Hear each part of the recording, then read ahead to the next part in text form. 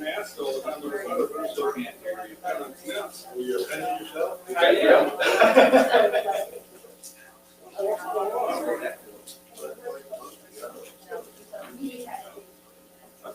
Are you in Teams or Zoom or?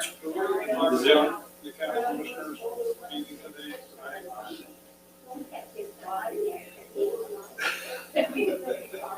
I read that, I thought, okay,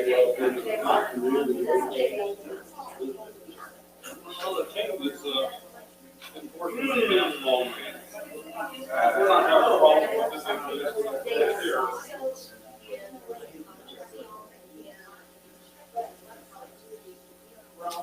I don't want to go around.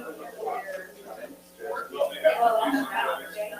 The first course should be education, but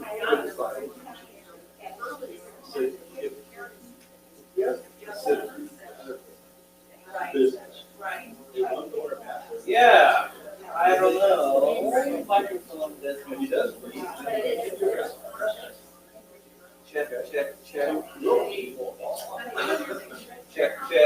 Yeah, you're hearing us.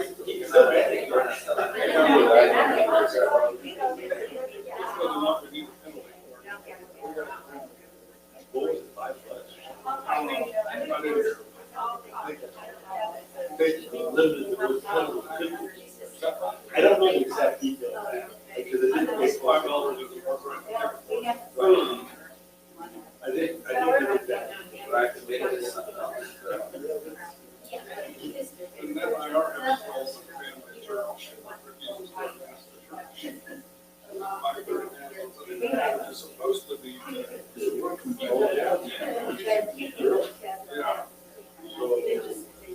Yeah. I haven't said anything yet. I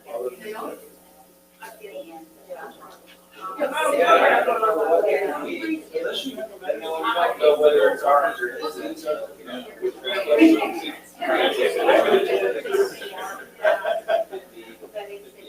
And I'm supposed to go through this next weekend, so I'm not sure how far out on the limb I want to go with them, but. Yeah, could be there. Yeah, So the other markers. Oh, so I'm gonna try this. What's this for? we about, This is. Jeff, try it now. That okay, you can still hear us. See over there, This, so there's, everybody should have. this, I think we put his face on that screen. But it's audio and video. So where we gonna be? I just thought maybe the audio was going there. Instead of here, which it should be because we haven't set. I do not know. Does it have no concept of how to do it? Did you just create a Teams meeting and put it there and see if that works better? I could, yeah, but I don't, Do you have different hardware controls and? do I create that throughout? I create that throughout. I don't know. I wonder if it's even Teams. Well, it doesn't, yeah. Not sure. You just, it It looks looks like like, we're a few minutes out. does it look like she was installing this computer? Skype. Joel, should you, play this down while we get the meeting started? Yeah. You guys go ahead. You can start the meeting, I'll keep messing with this. Good evening, everyone. It is 6:33. I'll call the meeting to order. And being as this is just a workshop, we don't need to call roll or anything, so we'll just go on and get started. The first item on the agenda is a Woodlawn update with MKEC, and we have just Mr. Jay Engelmeyer here to give us an update. So, Mr. Engelmeyer. Good evening. I was here to talk about Woodlawn. Of course, I was thinking that was already July. It's how time flies. But at that time, I was still getting used to wearing the mask, and I just have to report I'm still not used to wearing the mask, even though I've been wearing a lot more. So if I take off my glasses, it's because my glasses are fogging up. So anyway, with that, I'm here to just give you an update of the status of the progress on the Woodlawn project from 37th to 45th. And I don't have a PowerPoint. I don't have any presentation. I'm just here to talk and then answer questions, and we can talk about whatever you want to talk about related to that project. So I'm going to start out and just go into just a general where we're at on the project. If you remember when I was here last time, I had noted that I submitted final plans, stamped plans to KDOT. At that point, KDOT takes the plans, and they still have their internal workings to do on the project. One of the things they do is a construction review. And since this project has federal money, they're the stewards of that federal money. They want to make sure we're using the right bid items and such. That process is going on right now. And so there's some minor issues or changes they may make and incorporate on the plans. But in general, the plans are complete and they're ready to go. At that time, I was here last in July. The bid was set for October, the October letting, which is the third Wednesday in October. We have delayed that to February now. Overall, that doesn't really change the construction schedule much, because bidding in October gets the contracts, and the contractor gets the contracts assigned, and then gets the contractor out there a month later or so, here in November, December. The contractor we wouldn't have allowed him to start tearing up the streets and closing down lanes then until we get through winter and into the spring anyway. So now the bid has changed to February, the third Wednesday in February. So that, and the reason for that change is we were still having some right-of-way acquisition or easement acquisition issues. And then the railroad, we're still trying to get the Union Pacific Railroad to agree to our plans. Speaking of the railroad, we had what's called an on-site diagnostic with them today, and that's where the railroad signal folks, the railroad track folks come out and talk about our project and our plans, and basically it's their chance for a face-to-face review. The meeting went real well. The result of that meeting was there's some minor sidewalk changes. We had some drainage structures next to the sidewalk with a drop off, so we were going to have handrail next to that sidewalk. Basically, the railroad said if you extend the storm sewer out further and just slope it further on our right of way, we would like to get rid of their big problem was the handrail. But by doing what we've talked about today, we can get rid of the handrail and the concrete structures, and we'll have just a nice gentle slope on the sidewalk slopes. The other issue that was kind of an unknown with the railroad is we know the signals gates where they were set there. They were moved several years ago. And I say several, it could have been a dozen years ago, 15 years ago. But that was based on this widening of the street to 3 lanes. Well, sometimes the standards have changed, their requirements have changed, and I was afraid they were going to come and say, we got to move those signals a foot back. If they moved the signals a foot back, that would have been a cost they would have imposed on the city. What we found out is the signals are okay where they're at. Most likely the wiring is okay where it's at. And so the railroad has some their own work to do. We're going to, the actual railroad surface quantity, since we're putting sidewalks out a little wider, they're going to extend that crossing material.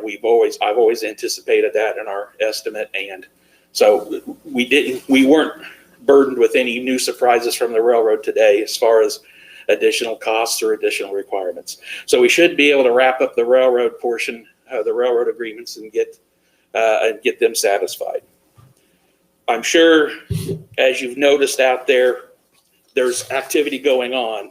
That's the private utility companies out there are moving. And at this point, AT&T was the firm who had the most relocation. So the utilities have to relocate since they're using the public right of way. They are required to move if we need to use that right of way for an improvement like this. So that's what they're going through the process of moving their own utilities at their own cost. AT&T was the one who had the most to move. They are now complete with their relocation, with the exception of the northwest corner of 45th and Woodlawn. And that's the reason they have to wait until we get that right of way completely completely settled before they have permission to get out on there. That portion that remains from their end will not impact our construction project. Evergy has been doing a lot of underground moving where they're crossing the street. All of that work is done. They have a lot of poles, a lot of overhead at the 45th and Woodlawn intersection. They have that to remain to move, but they have completed everything south of that intersection. And since they're not doing underground work there, that work should, once they get everything settled as far as where they're relocating to, that work should complete rather soon. Kansas Gas Service is also out there. They're probably the ones doing the most work right now, or making the most messes, and they're also burying lines. So they've been the firm out there who's actually kind of putting the cones out in the lane, and because they're installing a line right there along the west side of Woodlawn. Their original schedule being completed was by December 1st. I asked them for an update in that. They haven't given me an update, so right now I think they will be done by the end of November with their updates. Cox Communication is also, they had only minor issues out there, and I also asked them for an update. They didn't give me one, but they should be done rather soon too. In fact, they will have some of their buried lines that they're going to now put on Evergy's up above ground poles once Evergy gets completed. So they may not be able to get 100% completed till Evergy's done, but that's a pretty minor issue once Evergy moves their poles. We also have some water and sewer improvements that are City of Bel Aire improvements. We originally, all of that water and sewer was part of the street project, but we thought there'd be an advantage to pull some of that out and bid it ahead of time. We're to the point where we're ready to bid that. We wanted to bid it earlier, but when the street project was delayed, I thought it was a good idea if where some of the water line work is occurring is right on top of some of the private utilities. And it's kind of nice to get these private utilities out of the way, and then the water work can follow, and then it'll be done in time before the street project starts. So everything seems to be falling in place as far as getting the utilities moved. So that's a kind of just a brief status of where we are. Basically, the plans are in KDOT's hands. KDOT's doing some of their last minute issues. And if there are any plan changes at this point, they should be minor. If not, it's certainly something I'll keep Ann in the loop. And if need be, I can come back and talk to you folks about what those are. Last time I was here, we talked about doing a life cycle cost analysis on the pavement, on the asphalt pavement. And so we have completed one of those, and I want to kind of go over that a little bit for you, just to tell you what we think or what we think the life cycle cost would be. What a life cycle cost analysis is we know if we have asphalt pavement in the plans from south side of 45th Street down to the very south end of the project. We have some other asphalt on that frontage road and on some of the side streets. That's going to remain asphalt. We're just looked at that mainline pavement. And and asphalt's cheaper than concrete, but concrete's more durable and is going to last longer. So what a life cycle cost analysis breaks that into modern day or current year dollars and lets you compare apples and apples rather than the initial cost that's not the initial cost versus the maintenance cost. So to do that, what we did, we know what the pavement section is for the asphalt, but we needed to come up with a design for what the concrete section would be. And how we do that is when we did the traffic study, we have our future year projections, and we also have a future year truck traffic. Generally, when you're looking at a concrete pavement, you're not worried about how many thousands of cars are crossing that pavement. You're looking at the heavier traffic. And so we take that. We know that truck traffic's a percentage of the regular traffic. We can come up with how many axle loads are going to cross, and then we come up with a figure called ESLs, equivalent single axle loads. Once we know what that ESL is, it allows us to compute what a concrete pavement that would be durable is. We take that pavement, and then we can assign. We don't know what the asphalt pavement or the concrete pavement's going to cost at this point. We have an estimate based off of what we think it should cost, and we use that number and apply it to the asphalt and apply it to the concrete. What we do after we have that initial construction price, we then try to think ahead of what we typically need to do to the asphalt pavement to maintain it throughout its life, and the same thing for the concrete pavement. So what we assumed is that after 5 years, we would do some kind of a seal course, a crack seal. We do that again at 10 years, we do that at 15, and then at 20 years. And when we're conservative on both, and that's the problem if you don't want to be too conservative with one and not as conservative with the other material.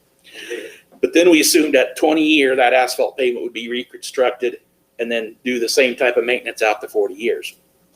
On the concrete, it's not going to need that much maintenance every 5 years or so. In fact, we figured that after maybe 10 years or 15 years, we're going to do some resealing of the joints, and there's going to be some concrete patching throughout the life of that pavement. There's going to be utility cuts and some other things that happen, and those will probably need, those spots will need higher degree of maintenance than just the regular pavement.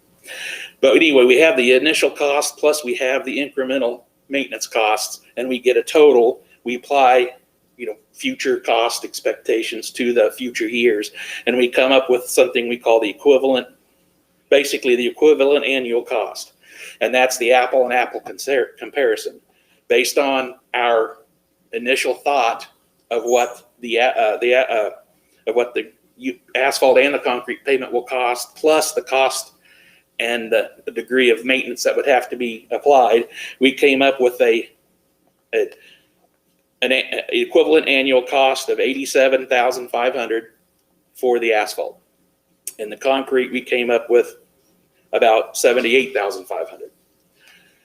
Based off of the quality of the inputs or the unknown of the inputs, in my opinion, those are a wash. In other words, you're just as well off whether you do asphalt or concrete. Now, other folks can come and look at what we did and say, no, you're going to maintain asphalt a lot more than that, or no, you're going to need more maintenance. And we can do that. That's the problem. Models are great tools for helping us plan, but a model can be, the inputs in the model can affect the outcome of the model. So I did not perform this. I had one of my work colleagues perform this who has nothing to do or actually no knowledge of this project. And the reason I did that is I didn't want my personal biases or his personal biases to affect this, so we get a true, unbiased opinion. So based on that, I'm telling you, we have just concrete would be just a little more advantageous than asphalt. And so the next piece is, do we bid an alternate? Since KDOT is actually do the bidding, I've asked them if we can. They have not got back to me with what we can exactly do. KDOT does not bid alternates generally on their own projects, but since this is, even though they're handling the bid, this is still City of Bel Aire's project. They may come back and say, yes, you can bid asphalt and concrete alternative, but you still have to take the low bid, which doesn't make any sense because we know we're going to get asphalt. It is my recommendation if KDOT allows us to do the bid alternate and then allows us to take whatever bid we have, that we go ahead and bid it. I think because again, I'm assuming an initial concrete cost and an initial asphalt cost, but if we have a bid with both of them, depending on the price of oil, asphalt may be quite a bit lower than what I'm estimating, or the same with concrete. And a lot of times it depends on the contractor bidding and their availability and such. So I don't have an answer at this point from KDOT as far as whether we can do it. But I think the right answer, and if Ann's agreeable to that, if they allow us to do it, we do it. Now, again, if they say we're going to bid asphalt and bid concrete, and then we get the bid prices in, we may have to come back and take a look at, readjust this evaluation based off of those initial costs. And I even have no problem reevaluating some of these maintenance items on here. It's a lot of it's, we don't know what that's going to be. I think we were conservative on both, equally conservative on both. So I think we got a pretty good evaluation of that. So that's how the life cycle cost analysis ended up. Basically, the difference in initial cost is the amount of asphalt pavement we're talking about is about $650,000. If that were to be initial, based on what we're using for prices, if that were to be concrete, that would be $1.25 million. So there's a difference in $600,000 in initial costs. But over time, most of that 600,000 or, well, more than that 600,000 would be, would you'd make up in just the lower maintenance costs. One other item that's not figured in the life cycle cost analysis is when you do the maintenance on the road, you're disrupting traffic. We know there's going to be more maintenance performed on the asphalt. So that doesn't get figured in there. So that's another advantage of concrete. I think with the way we've designed the asphalt pavement and the way we would design the concrete pavement, both will be very satisfactory in their performance. So, so do you have any questions on the, well, either life cycle cost analysis or just anything in general? That's pretty much what I have to present tonight. So there's really not a whole lot else going on other than KDOT's review. And the Well, you utilities. mentioned right away, and I know that's probably more an question, but where are we on getting the right of way secured? So at this point, we have all but 4 tracks acquired. 2 of those are the railroad tracks. And then there is 1 tract that is in bankruptcy proceedings. And we've been working really hard to try and figure out who actually has the ownership to that right now, and working with attorneys and the receivership and the folks that are kind of in charge with that, and trying to get this done, because if you're in bankruptcy, any money is good. So we wouldn't think it would be that big of a deal, but we're struggling. There's 1 other tract, and the owner says, my attorney handles all of that. And we have been in contact with the attorney on just about a weekly basis. He would like us to sign an agreement that says he will be guaranteed access to the site will be restored. Nothing out of the ordinary as far as we know, but they just want it a little bit more formalized in writing. And we're waiting for the attorney to prepare that agreement so we can see it. We keep calling him. I know what you're calling about. I know what you're calling about. It's on my desk. It's on my desk. I'll get to it this afternoon, and then we don't see it. So we're really struggling with those 2. The railroad, it's just a long process. We'll get it as soon as we can. One of the things I really hate to see us get into is that, and I remember years ago it happened on the K96 project when they built it. They actually built it without all the right of ways, and then it cost them dearly. Mm-hmm. It cost them dearly because of that. So I hate for us to get into a situation where we don't have this right of way cleared and we have to start construction, or we're going to miss our timeline, our window for construction. Is there anything that we need to talk with Jackie about, maybe expediting any of that? Bankruptcy court, maybe file a petition with the court. I mean, I don't know if we need to do that, but just trying to think about how can we move those 2 issues along and get those done. I know you can't do anything about the railroad. You just have to go with them. I actually had a meeting with Jackie and Alan yesterday, and we discussed that exact thing. Alan is working a little bit harder. He's going to try and push both of those 2 a little bit more and make a few more contacts to try and get that done. KDOT will not let us proceed without all the right of way cleared. Yeah. And so that's, we're not good between both myself and Jackie. Neither of us want to put our professional licenses on the line by saying something that's not true.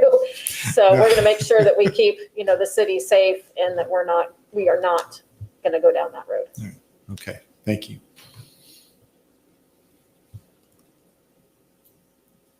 Anybody have any questions for Mr. Engelmeyer?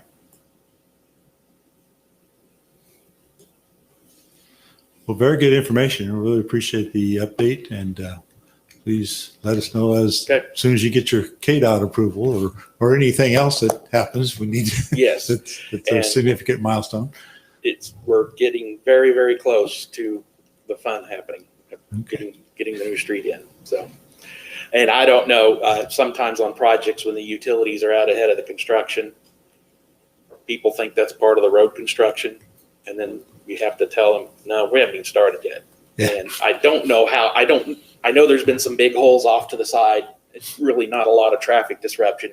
I'm not aware. I know Kansas Gas Services pushing a lane out, but they seem to be taking care when they do that. So I don't know if you hear of anything with utility issues or just people complaining about construction that hasn't even started yet. They need to understand It's the other folks that are doing this right now. I mean, it's all part of the same thing, and we want Yeah, it's all prep to, we work. want to keep the traffic flowing as good as much as possible, but it's one of those things that getting the utilities moved is just another one of those fun pieces of the project, so.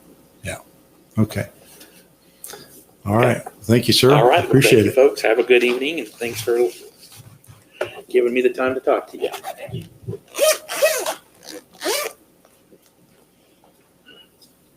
Thank you very much.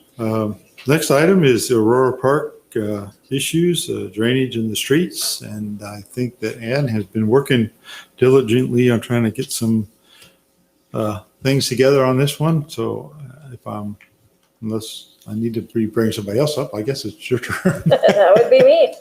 All right, at the last council workshop, we had talked about a few things. I guess kind of starting with the streets very quickly.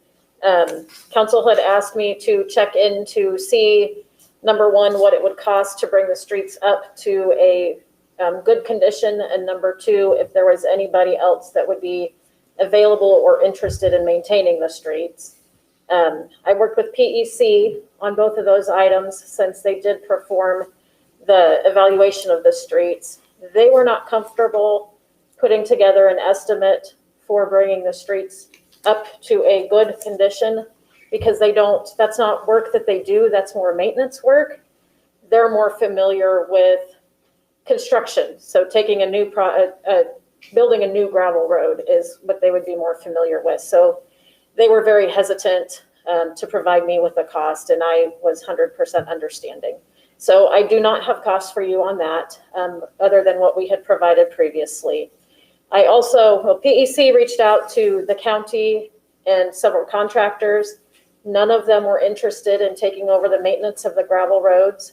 I reached out to the township, Payne Township, who is maintaining our half of 53rd Street. They had a board meeting last night, and they are not interested in taking over the maintenance of our gravel roads.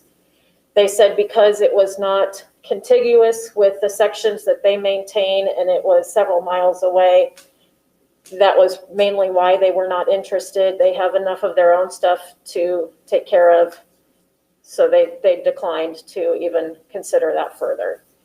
So that's the status of the streets. Does anybody have questions on that portion? Okay, moving on to the drainage. Council did ask to get some quotes as far as a few different items.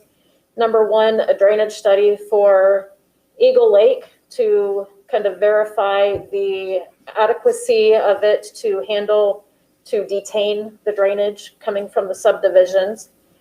And the second was to look at Fawn Lake for the same reasons, to see how adequate that was. And then the third was to be looking at the Eagle Lake, the dam. There was a few locations that were identified in the Caw Valley report that was done a few years ago that needed some maintenance and some fixes. And so that was part of it. And then as well as looking at the ditches in the Aurora Park neighborhood to find out, are they adequate? I can say with it, as well as the residents, that there are many that are not. Looking at the lines and the grades, what do they need to be? Looking through all the culverts in Aurora Park, are they sized appropriately? Do they need larger? Do they need different elevations, etc.? So I put out an RFQ to 4 companies that we have worked with in the past.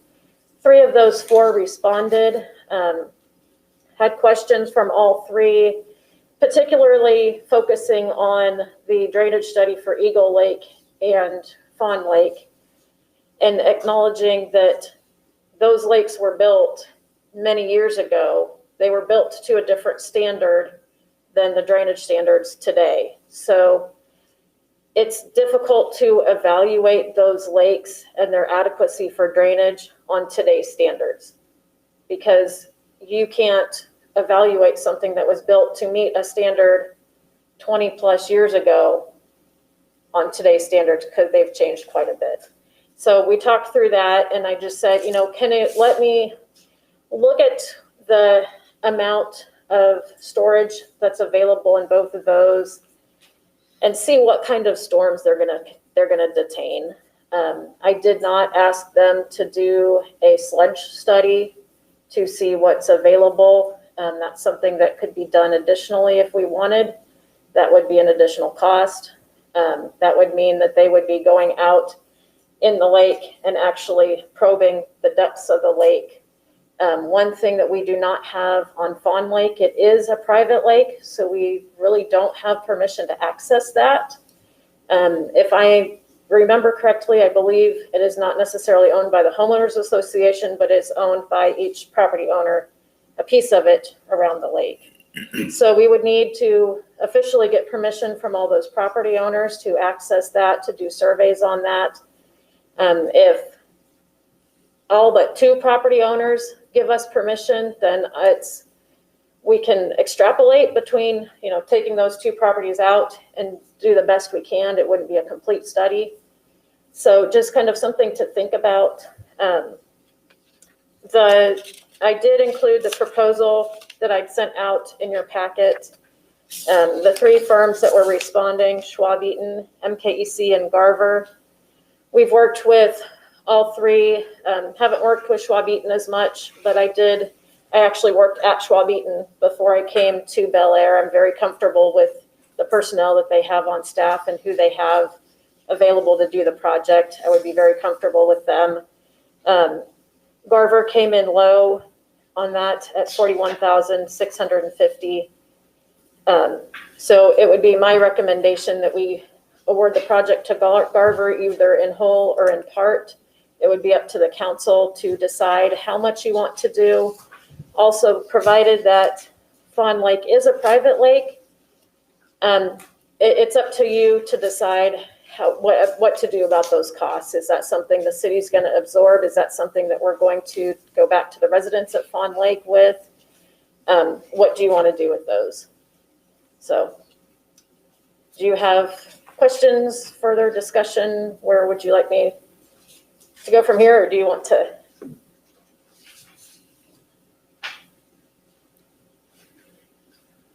Mr. Mayor, Mr. if I remember, a lot of that discussion was really just around understanding what it would cost to even study something like that. I think we didn't have any idea on the magnitude of cost, and so I think what you provided with these bids helps us get to that point where we would understand what it costs, and I'll say it costs more than maybe I expected it would. $46,000 is quite a bit, and I guess the question that I would have is, if we were to take that $46,000 and actually try to make some sort of improvement with it instead of doing a study, would we have an idea of, what we would do instead? Because that's kind of the opportunity cost is, hey, we could buy $46,000 of, road media, put it down to try to build up the dirt roads that we have, or spend $46,000 digging out ditches to clean them out. So that's just my thought, is that's more than I was expecting. I have the same response. It seems like we'd spend a decent chunk of change to find out we couldn't afford to do anything, I think is what we would probably end up accomplishing if we spent this amount of money. Now we have changed what gravel we're using to a higher quality.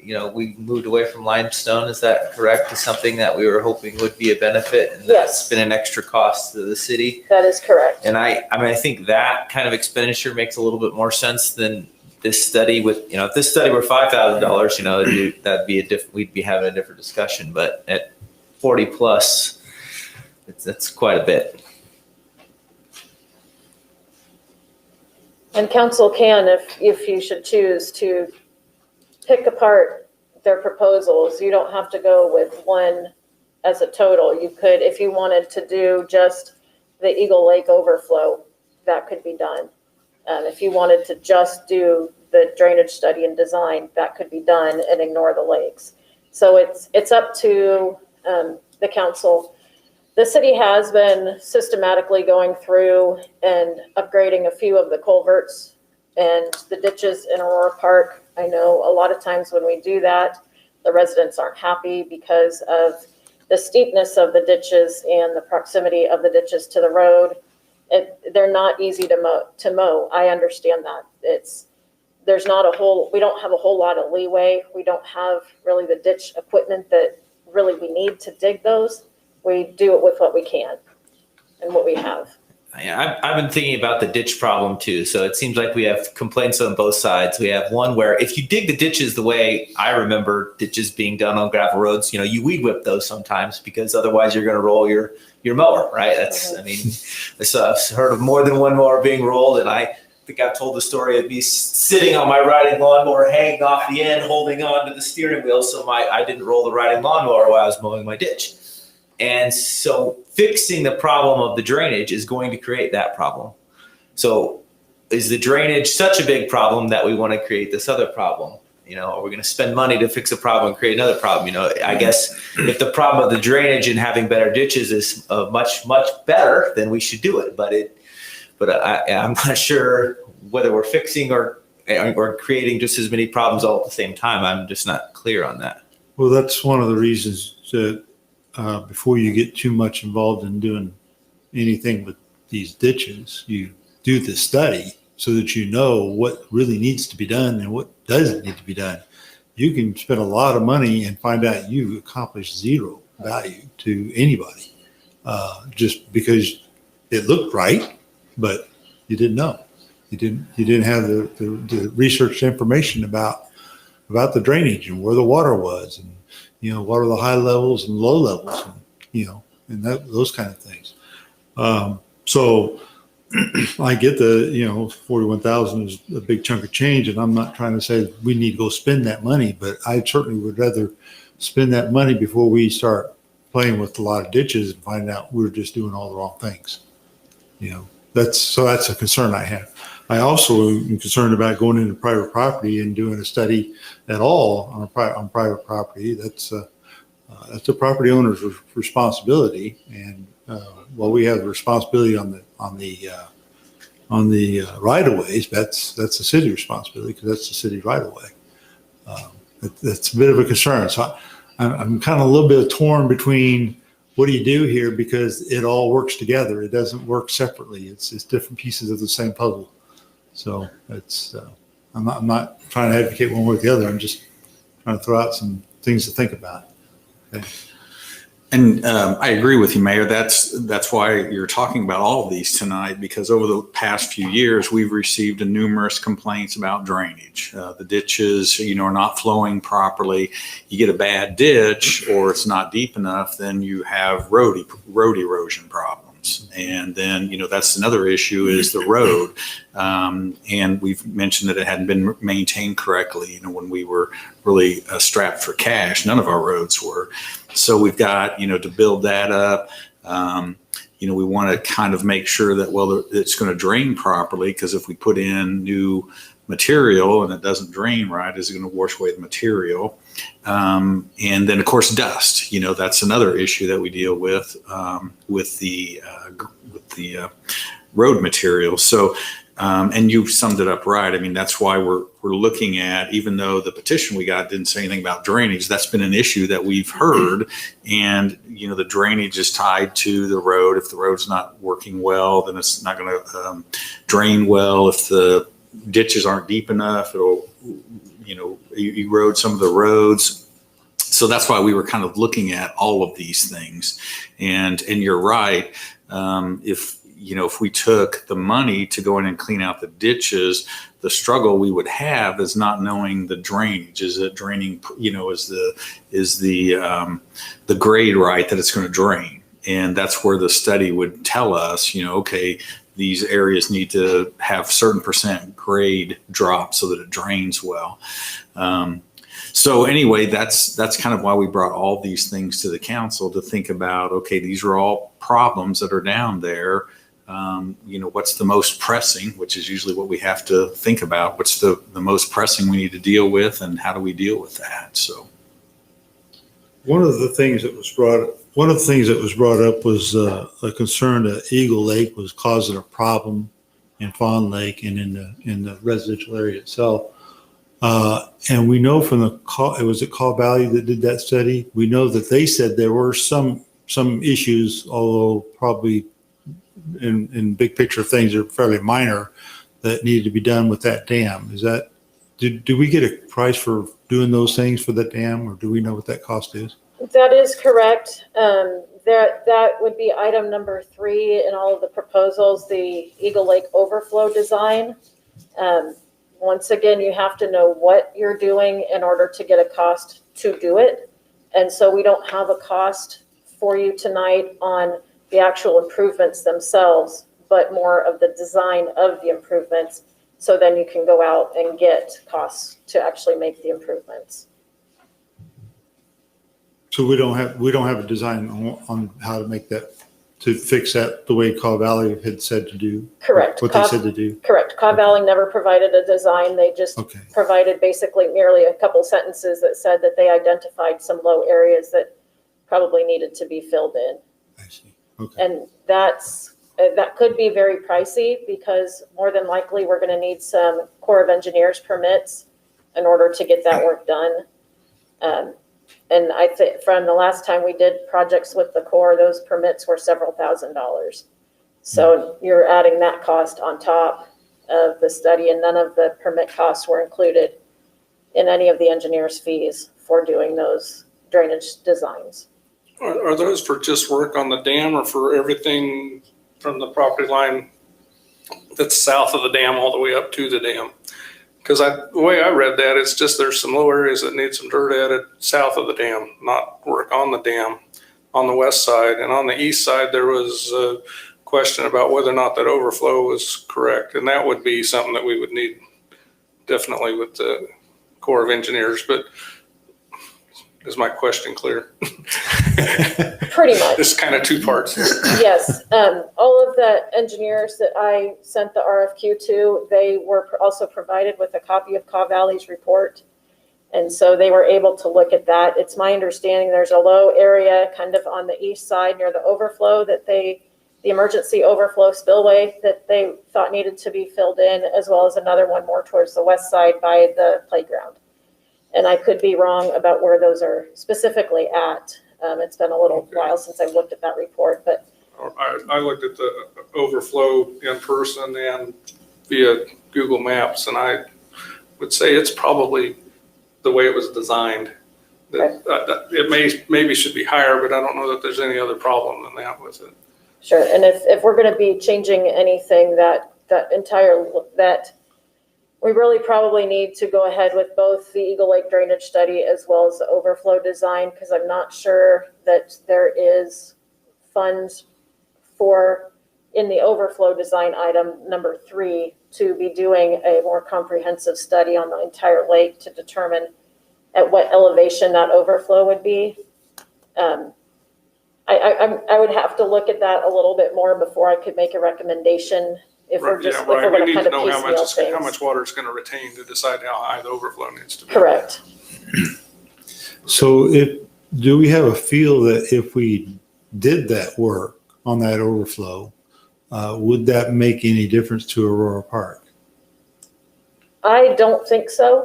The Aurora Park citizens were, it was my understanding and kind of my opinion that they were mainly concerned about the siltation of the lake, of the Fawn Lake. And from the Caw Valley study, there was very little siltation in the Eagle Lake itself, which would mean that there more than likely is going to be very little going into Fawn Lake. That's probably all came in from construction in the past and not necessarily from Eagle Lake, or perhaps from the construction of Eagle Lake many years ago. That's not something, but Eagle Lake itself had surprisingly little siltation from what Caw Valley had expected. Right. It was all at the north end, if I remember right. Correct. Okay. I've got a few other comments about the Aurora Park area. I think we're fighting the wrong question, honestly. I think we should evaluate all of Aurora Park for storm sewers and hard surface roads. And we could start with a small piece along Harding, finish out that big open ditch, because I think that needs to stay open because there's so much water flow. But then if we could pave 2 blocks of Harding, that would eliminate a ton of people going through there kicking up dust. And then if we had a long-term plan, we could do other blocks as money became available instead of trying to do it as one fell swoop. And one other point, we're spending $15,000 to $20,000 now a year just on throwing rocks on the ground. If we apply that over time to a hard surface road, we're going to pay a large part of that road. So I think we really need to evaluate putting in storm sewers and hard surface roads instead of just trying to keep it like it is.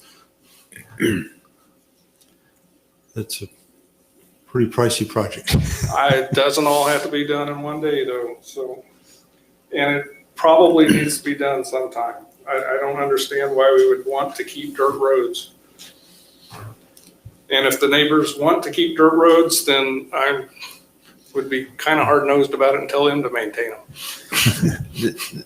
Isn't this the challenge where it's like, it seems like obviously if you could shake a magic wand at it, you'd pave everything and put in storm sewer. That's clearly what we would do if there was no money. But the choice to do that requires putting specials on the people that live there, because that's what everyone else has to do to get their roads paved.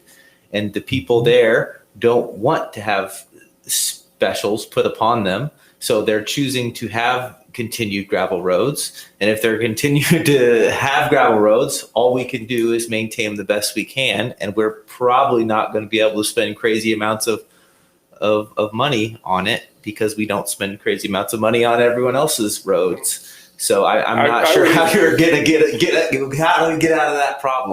I would even venture, now this is going way out on a limb, but I would venture that because we're spending so much money, maybe we should be charging them extra, because they're not spending $15,000 a year on roads in my neighborhood, and I've lived there 20 years. That's a lot of money that's not been spent on roads in my neighborhood versus what's been spent in Aurora Park. And I know that in the road's not that bad yet, but probably 15 years they'll have to replace the road in my neighborhood.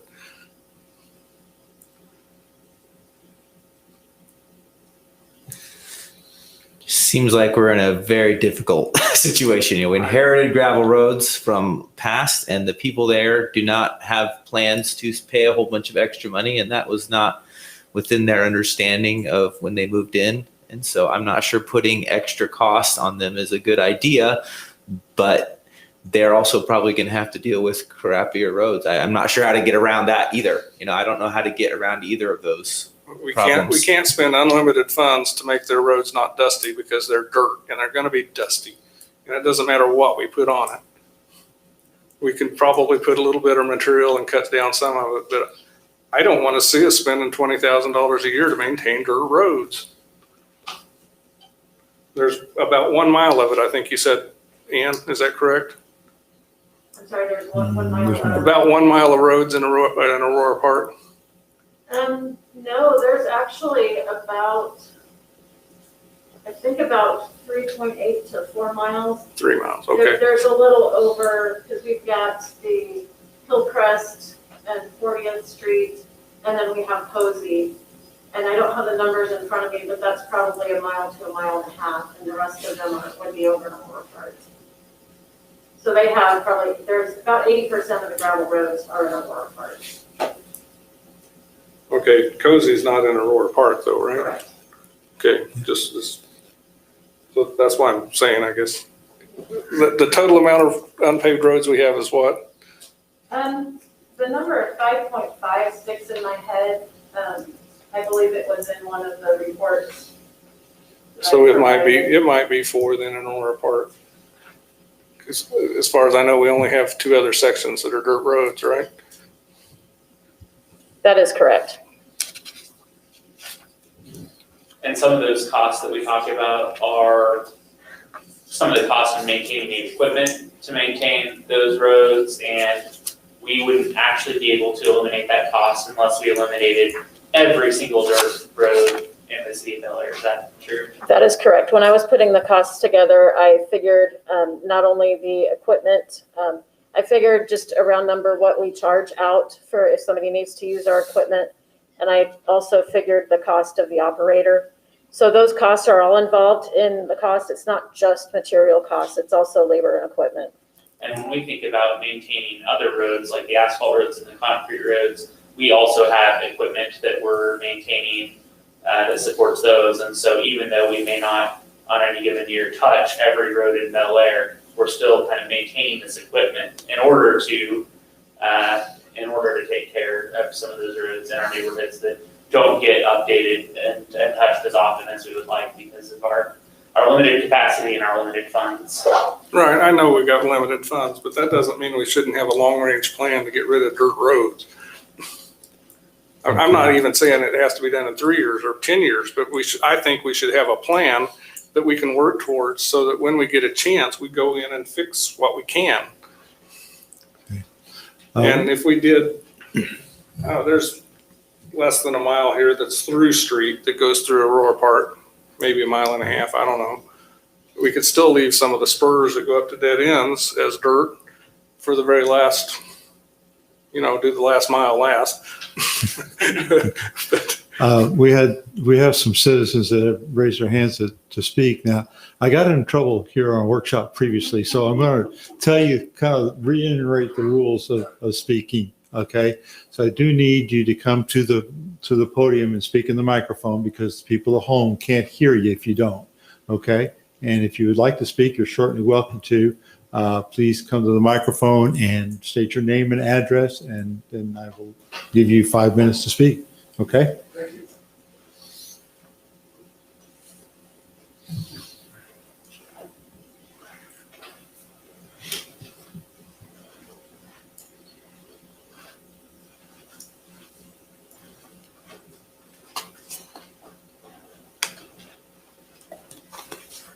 My name is Richard Finney, and I own the house at 4002 North Parkwood.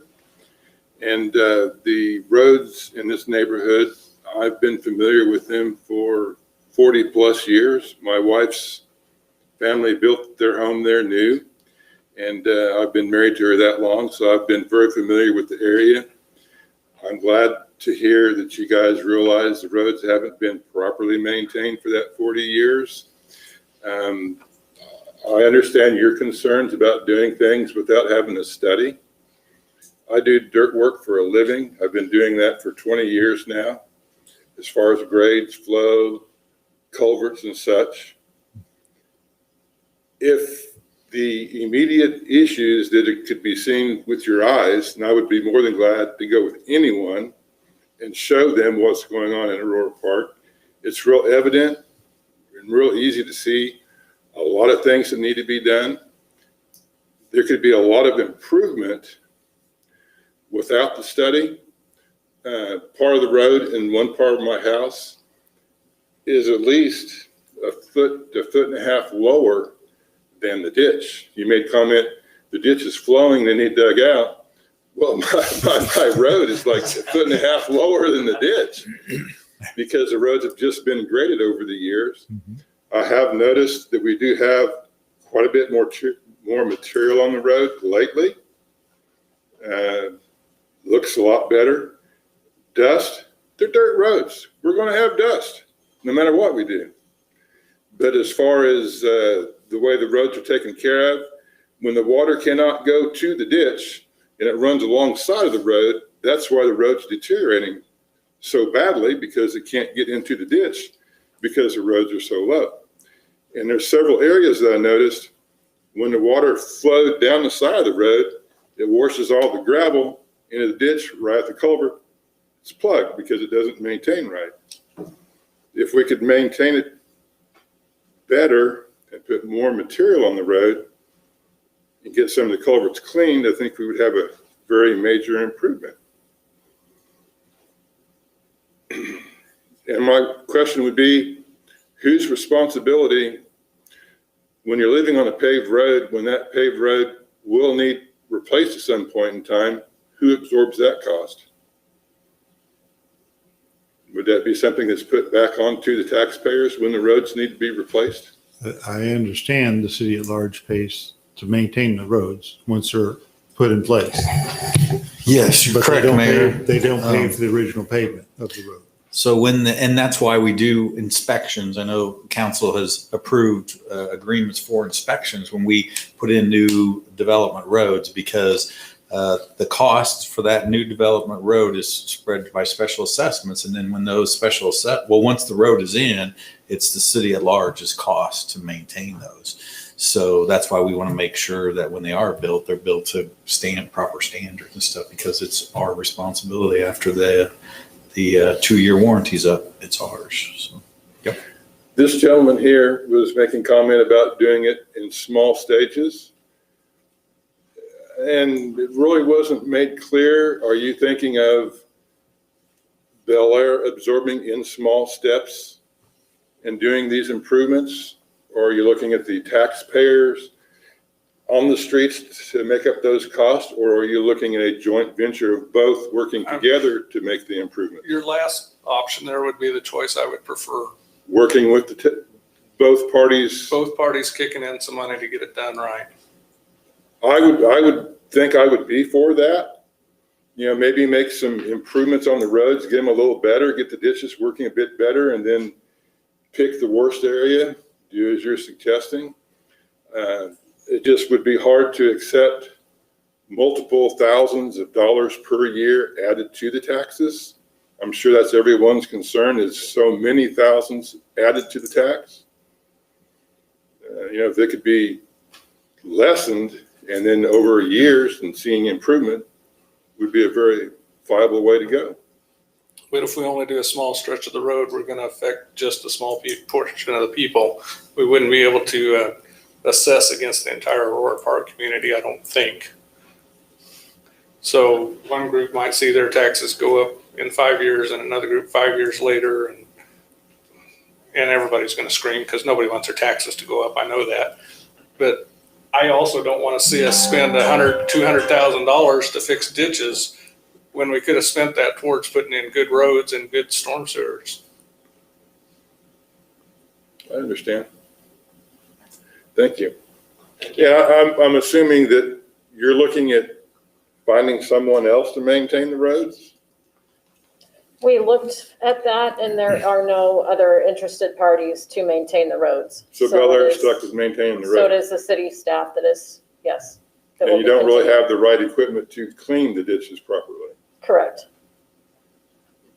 Thank you. Yeah, I think the maintenance issue was just an option that we were suggested to go see if it was a possibility. That's really what it was.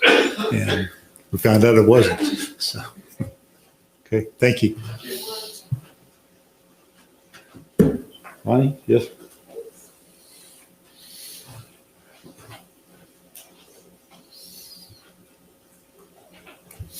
By the way, I didn't mention, I do set a timer for the 5 minutes. So if you hear it go off, it's because that's a timer. It's not because my phone's ringing, which it did last week.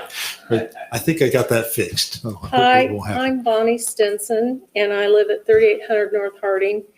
And I think the city has acknowledged that there is improvement that needs to be done on the roads. I think that somewhere down the road, our area should be put on this list of road improvements that is set aside every year. Council's been putting this money in, using it to fix up roads. And somehow we didn't understand, I guess, that dirt roads were not a part of that road improvement slush fund that you were putting away and spending. And I understand it's only been a few years that this has been going on, but nonetheless, we kind of feel like we're being ignored, like we don't exist. And so that's why we brought the petition to you, because we have all this money, $800,000 to spend on road improvements, and we're not on the list. And I've requested these road study lists that Ann's done. I've been told I can't have them because they're not public. They're a work product, and I get it. But it just seems like I asked before council back in 2018 when we were going through the rezoning, hey, maybe you could throw some money our way. The mayor at the time said, well, I'm telling you, we've got all this money we're going to put away and we're going to start doing it. It's been 2 years, and I don't know. I guess we had to get your attention maybe. I understand the study, the drainage and all this, But maybe you could buy the roller that would compact the roads after they put the dirt on.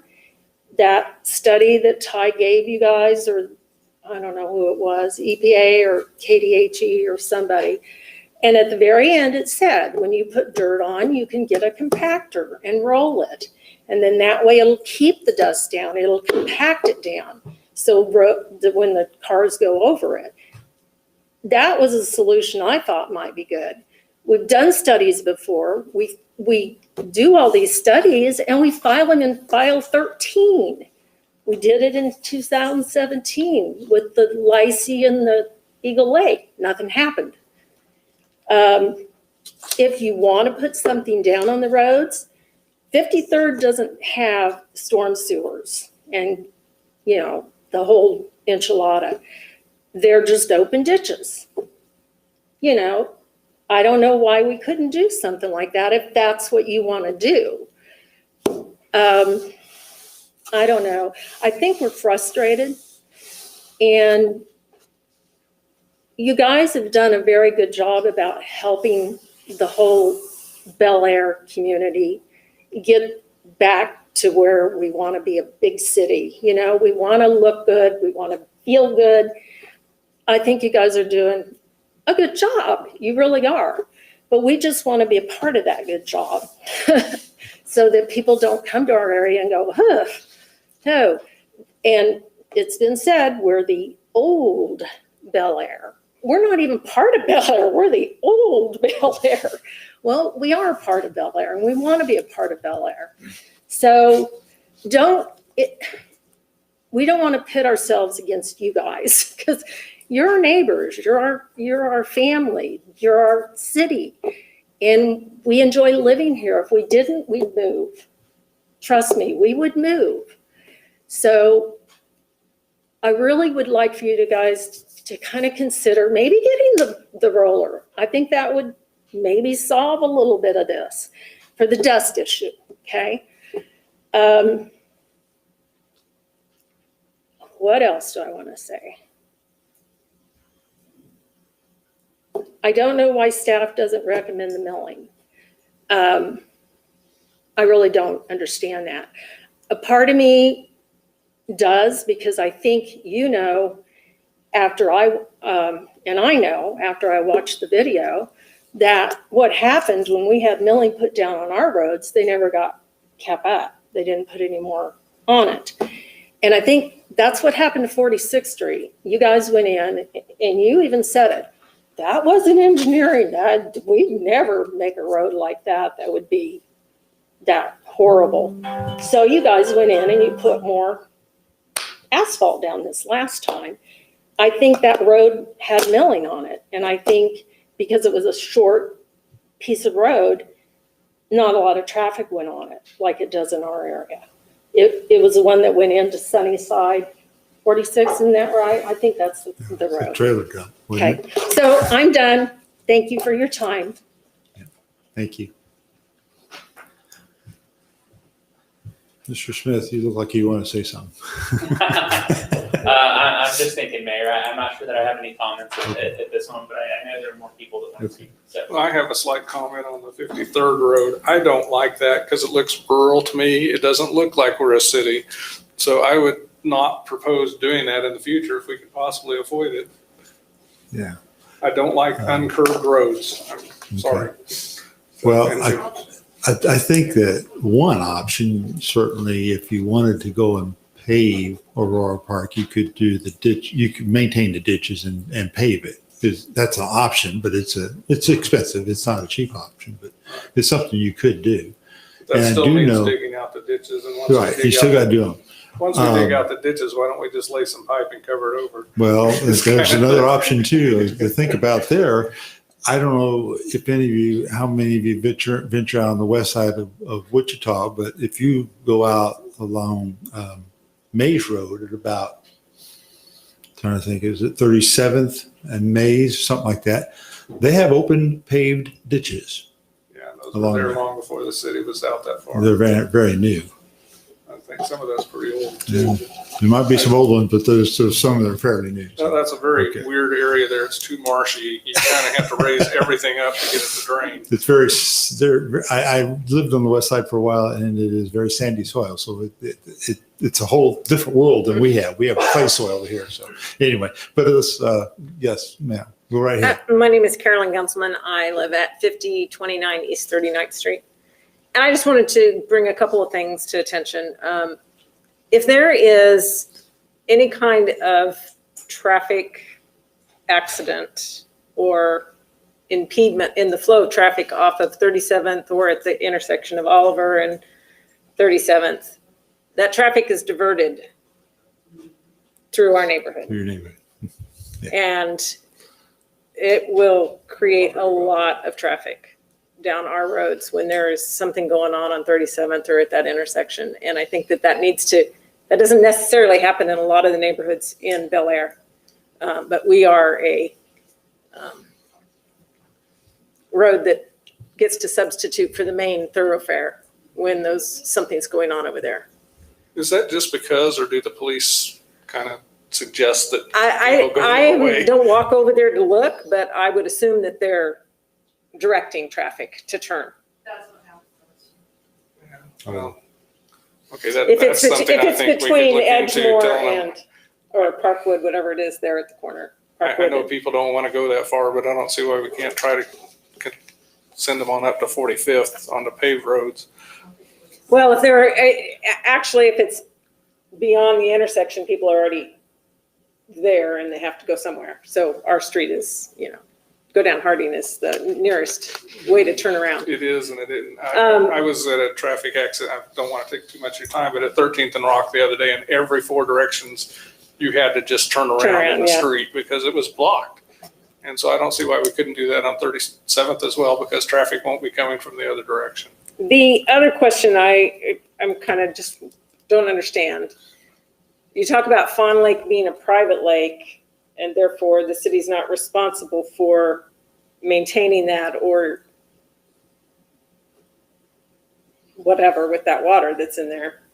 But yet you're depending on it to be part of the answer to your system of directing the water. So you can't really have it both ways. It either is something that the city wants to utilize to divert the flow of water, or it's a private lake. It can't be, to me, you can't have it one way. It went to suit you and another way to Well. suit you. Okay, so here's my thought on that matter. It is a private lake, and because it's a private lake, city doesn't have any right to go in there and do anything with that lake without property owner's permission. Right. Okay. But what I also understand is that that is part of the natural flow of water that's been there historically. And it wasn't something that the city built or that the homeowners built. It was something that was there naturally as Right. part of the natural flow of water. So my concern with the Eagle Lake was that it was not adding to the burden of Fawn Lake. And Okay. because Eagle Lake was obviously a development issue, I think it might have started as a farm pond, but it's been built into something bigger than a farm pond over the years. So that's what I understand the history. If I have that history wrong, somebody please correct me, but I think it's all part of the natural flow of water. And we can't ignore that because that's just nature. Okay. We just got So to is figure it- out how to live with it. So is what you're saying is that you don't think any water from outside of Aurora Park residences go into that lake? Well, I think it does. I think it does by its natural flow. I think it did before anybody ever developed anything in there. If you look at the topographic map, you can see that it all starts up about north of Sunrise School and flows down through there. And that's just the way when the Fawn land Lake, has always been sloped. It wasn't, somebody just threw a dam up over in a convenient spot. They didn't go in there and purposely divert water to make it. Yeah. Our history book tells us, it's You got- published She got it. by now, page 19. Okay, great. Thank you. Thank you. I'm not sure I would even say there's no way the city would ever do anything with Fawn Lake necessarily. I mean, if we got permission from the people and it was a part of the whole big city scope of everything, I'm not saying the city would never do anything.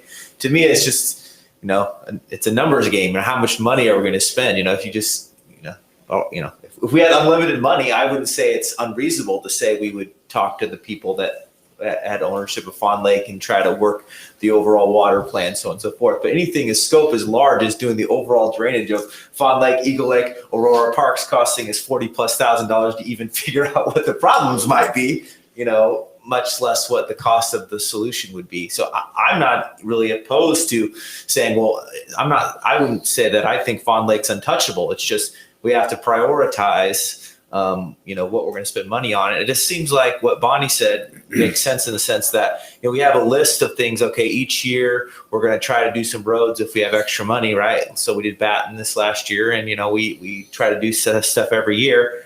And so it seems like trying to say, makes sense that we have not maintained Aurora Park like we haven't maintained lots of things well, right? There's been tons of streets all over Bel Aire that we've done a terrible job of maintaining because of the land debt, and we're still suffering those sins. But to me, it does make sense to say, hey, maybe we know we've also failed on Aurora Park. Let's put Aurora Park on the list, and each time we come to our long list of things, we say, well, Aurora Park's on this list, and we can't. We have to decide each year what is, going to be our highest priority. But to me, it does make sense Aurora Park be on the list because it is just another set of roads that were not maintained appropriately in the city of Bel Aire, like lots of roads in the city of Bel Aire were not maintained properly. Well, and I agree with that sentiment that we need to make sure that it's part of the list of roads that we maintain, because it is part of our duty to do that. We just need to try to figure out what's the right solution or the best solution to it. And that's the whole purpose of this discussion here, is to say, where can we go with this? And if- And maybe we won't decide tonight, and we're not Decide going to what decide. kind of roads are going in there. And like I said, I think we need a master plan. That doesn't mean it happens today or tomorrow or in the near future even. But if we know that we're going to put in this kind of drainage and these kind of roads, then next year when we have some extra money, we can say, let's go do a block. But right now we have no idea. So we need some master plan, and I think we need the drainage Are study. you saying we should pave those roads without assessing specials? No, I'm not saying that at all. So, I'm not saying so we be shouldn't more pay clear, for it. because you keep talking about paving a section and not. I'm not saying at all how it should be paid for, whether we should pay for it or the residents should pay That's for it. the- I'm just saying we ought to have a plan. Because if the plan is going to be paving it, to me that means we have to do specials, because that's what everybody who has to pave the road has to do here. Maybe not, because we redid Batten. We could kind of take But the they same paid attitude. specials to have it paved originally, right? Yeah. The people who And originally owned the Batten Road paid What did the specials. people in Aurora Park, did they pay any kind of specials for the roads? You're sure?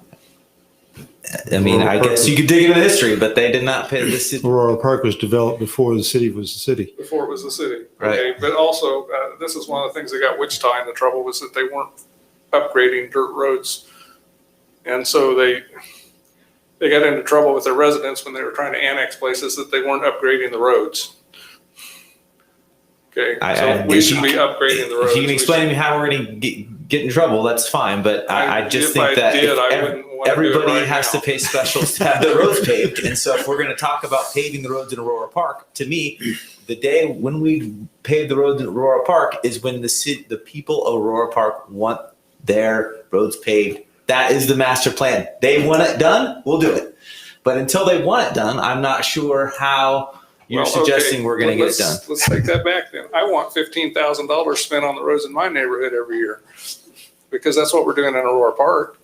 We're spending $15,000 a year on their roads, straight out of the city's pocket. So come spend $15,000 on my road this year If too. you have a solution, I'm wide open to it. I mapped out what I think we ought to do. And I know we don't have the money today to go do any of it. But if we don't have a plan, we'll never get any of it done. It's true. I mean, I see a couple of challenges, right? Part of the challenge is, these roads haven't been maintained, and we are trying to maintain all of our roads better in Bel Aire, right? And that's why we have the slush fund, is so that we can bring the roads back up to the standard.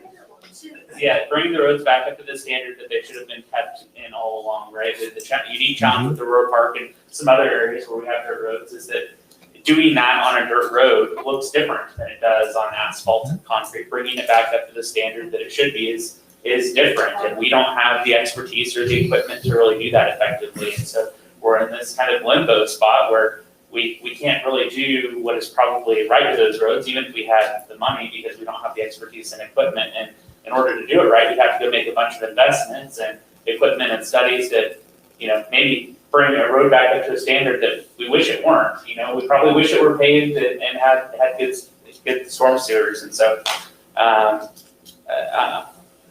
think it's a unique challenge, and I'm probably not in favor of spending a bunch of money to go buy equipment to maintain a small portion of our roads. That doesn't seem like the best use of those funds. I'd rather see if there's a way to take some of those funds that we would spend on that equipment and on the extensive maintenance and put that into the pool, along with some special assessments that hopefully aren't in the thousands of dollars a year range for residents, and make some progress on a more permanent solution for Aurora Park. You made a comment though about maintaining the roads. We've got a lot of roads north of 45th and east of Oliver that haven't been maintained either since they were put in. Absolutely. And we know how to deal with those because they're asphalt, but they're in exactly the same predicament as Aurora Park, except Aurora Park's getting money spent on them every year. Okay? I would say that our staff is doing what they can to maintain those on a pothole basis, but we're not able to replace those roads. I know, right? but there are, like I said, there along Oliver, there's a side road there that needs redone, totally redone according to Ann. And it's just sitting there, and it's gonna sit there until it gets really bad.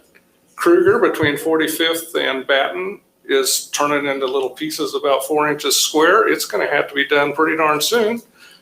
We've got no end of projects. Nope. I totally agree. We had no end of projects, but I do agree that Aurora should be on that list of projects. When we can ever get to it, we can't make any big promises. It would depend on costs, but I think it should be included on the list of streets, along with the ones that you have listed that need to be Our done. list basically needs to be most streets in Bel Aire. No, they're not that bad, but I agree with you. Aurora Park should be on the list, but to get it on the list, we need to decide how we're gonna do it. And I am against open ditches, okay? It's okay if that's really what everybody wants. We would pave a ditch and get rid of all the culverts. I don't mind that bad, but I don't personally like it. Okay, I mean, if that's what we decided to do, I could live with it. Well, my own view of this is in what I think I've said to Mr. Lasher and to Ms. Stevens before, is that we need to see what it would take to bring this to a normal maintenance standard. I don't think we're there. I don't think we know what that number is. And I don't know how easy it would be to get to that number, because I know the study alone is what, 30,000 just to do the study of the ditches themselves and the culverts. And that portion of the study, it was 41,000 for the total study, but that wouldn't tell us what we need to do to fix them. Was it 26? 27,250. 27,250. Okay, all right. That's fine. It's somewhere in there. Okay, so, but that wouldn't tell us what it costs to then go fix those ditches and culverts. And it wouldn't tell us what we need to do to the road once that's done, because obviously you're going to go and do some interruption of the road. Okay. Then when you do it, are we going to have citizens act upset with us because those ditches are so deep and steep? That's another concern that we need to consider. I mean, I'm not saying that's not what we shouldn't do, but I do know that makes it a real problem to mow, as Mr. Schroeder told us about his previous life, where he sat on the side of the mower trying to keep it from rolling over. And I I don't think I'd ever want to do that. I've mowed lawns with push mowers that were not fun, but that was when I was much younger. So I guess a little bit of a frustration and a little bit of, can we do it? Can we even get any kind of an estimate of what it would cost to do those type of projects? And so we would know what it would take to do, and can we face such projects and maybe do ditches one year and road next year? I don't know if that's even makes even sense, because it may not. Well, that's part of my argument, which I guess flew by, was that if we do ditches and we have a study on ditches, they're going to tell us how to fix ditches. They're not going to tell us about an alternate method that we could do that would include roads and other stuff. Their mind won't be thinking that there's more than one possibility to how to handle this. All right. And that's what I'm trying to say. I don't want to pay for a ditch study if we end up not wanting to keep ditches. I want to pay for a drainage study that says, this is the best way to drain this area. We'll forget about ditches. We might put in storm sewers. We might just put in roads that drain. We could put in ditches. There's at least 3 options there. There's probably more that somebody could come up with if they tried. Well, let's go with that idea. Is that something we could do in an RFP type of a figure to say, look at it, what's your best proposal to address it? Makes the most sense to address the problems? And the problems are drainage and the road erosion and maintenance of the road. Those are our problems. And so, I mean, we're not experts here. We got Ann, and we got engineering companies that have a lot more information available to them about this. Maybe that's the way we should attack it, and say, let's go look at that. And if that comes back $1 million or $100,000 or whatever it does, then we'll have an idea. Okay. Right now we're sitting here kind of trying to second guess, and I appreciate what Mr. Welch said about, is this the right solution? Is our ultimate goal to have hard surface on there some year in the future, or do we want to keep dirt? Because that also affects your study. Can you give me a ditch system that I can come back in and pave the road later? Yeah. Or, so just in my let's line of expand our thinking. box. Okay, I understand what you're saying, but just in my line of thinking, and it's very similar to what Dr. Schroeder had said just a little bit ago. It's a problem if you go and pave those roads. It's a problem unless the residents today. want to pay for it. Okay. It's a problem today, but I think in the future we can get to where we can do that. We've got 15? I can't remember how long we got on the land yet. 20 something. Yeah, I think it's 15 years, I think, 2030. Yeah, 34. So in 15 2034. years, we free $1.5 million up. How much of Aurora Park can we do with $1.5 million if we have a plan ready? So back in one of the first reports that I had given you, I guess back in June, updated in September, it's about $3.3 million to pave Aurora Park with 29-foot streets. That does not include curb and gutter. That does not include storm sewer. I have a concern if storm sewer is even a possibility, given the flatness of the area. There's not a whole lot of elevation differential to get water to flow downhill and away. So that may or may not be a possibility. It would need to be looked at, but just for kicks and giggles, if it is a possibility, you can probably say you're going to spend at least another $1 million, if not more, to put the storm sewer in. So that gives you some rough numbers with things to look at as far as moving forward. I'm not sure that we necessarily need another study. I did work with Chuck May with Schwab Eaton developing the initial estimates, which I then took and extrapolated for the amount of pavement in Aurora Park that would be needed. So we have those as far as phasing it. That can always be looked at. You would really need to do a drainage study for the entire neighborhood to determine, number one, if we are going to be putting in storm sewer, what does the size of the storm sewer need to be at the bottom end so it can support all the storm sewer up to the upper end? So that whole thing's gonna need to be studied. Well, So you I can think we know- know what the bottom end looks like. It's already there at 37th Street. But It's a that's, great big huge honking ditch. right, so, but that's not necessarily the pipe. I mean, the pipes have different hydrology and the flows. Yeah, I know they have go some more through. resistance and So you'd need to make sure you studied that, and I would want to But- make sure that you knew that you're gonna be I- safe. I So- don't see, I don't have the map here again in front of me. I don't see anything from Fawn Lake South ever being enclosed in pipe, to be honest with you. I think it'd be some kind of wire holding rock so that we can move water through there, because there's a lot of water goes through there. Correct. But the side streets, the other streets, I shouldn't say side streets because those are kind of side streets too, but I could see the other streets, maybe they are just curb and gutter. Maybe they're a concrete ditch, so we don't have to mow them. That's a possibility.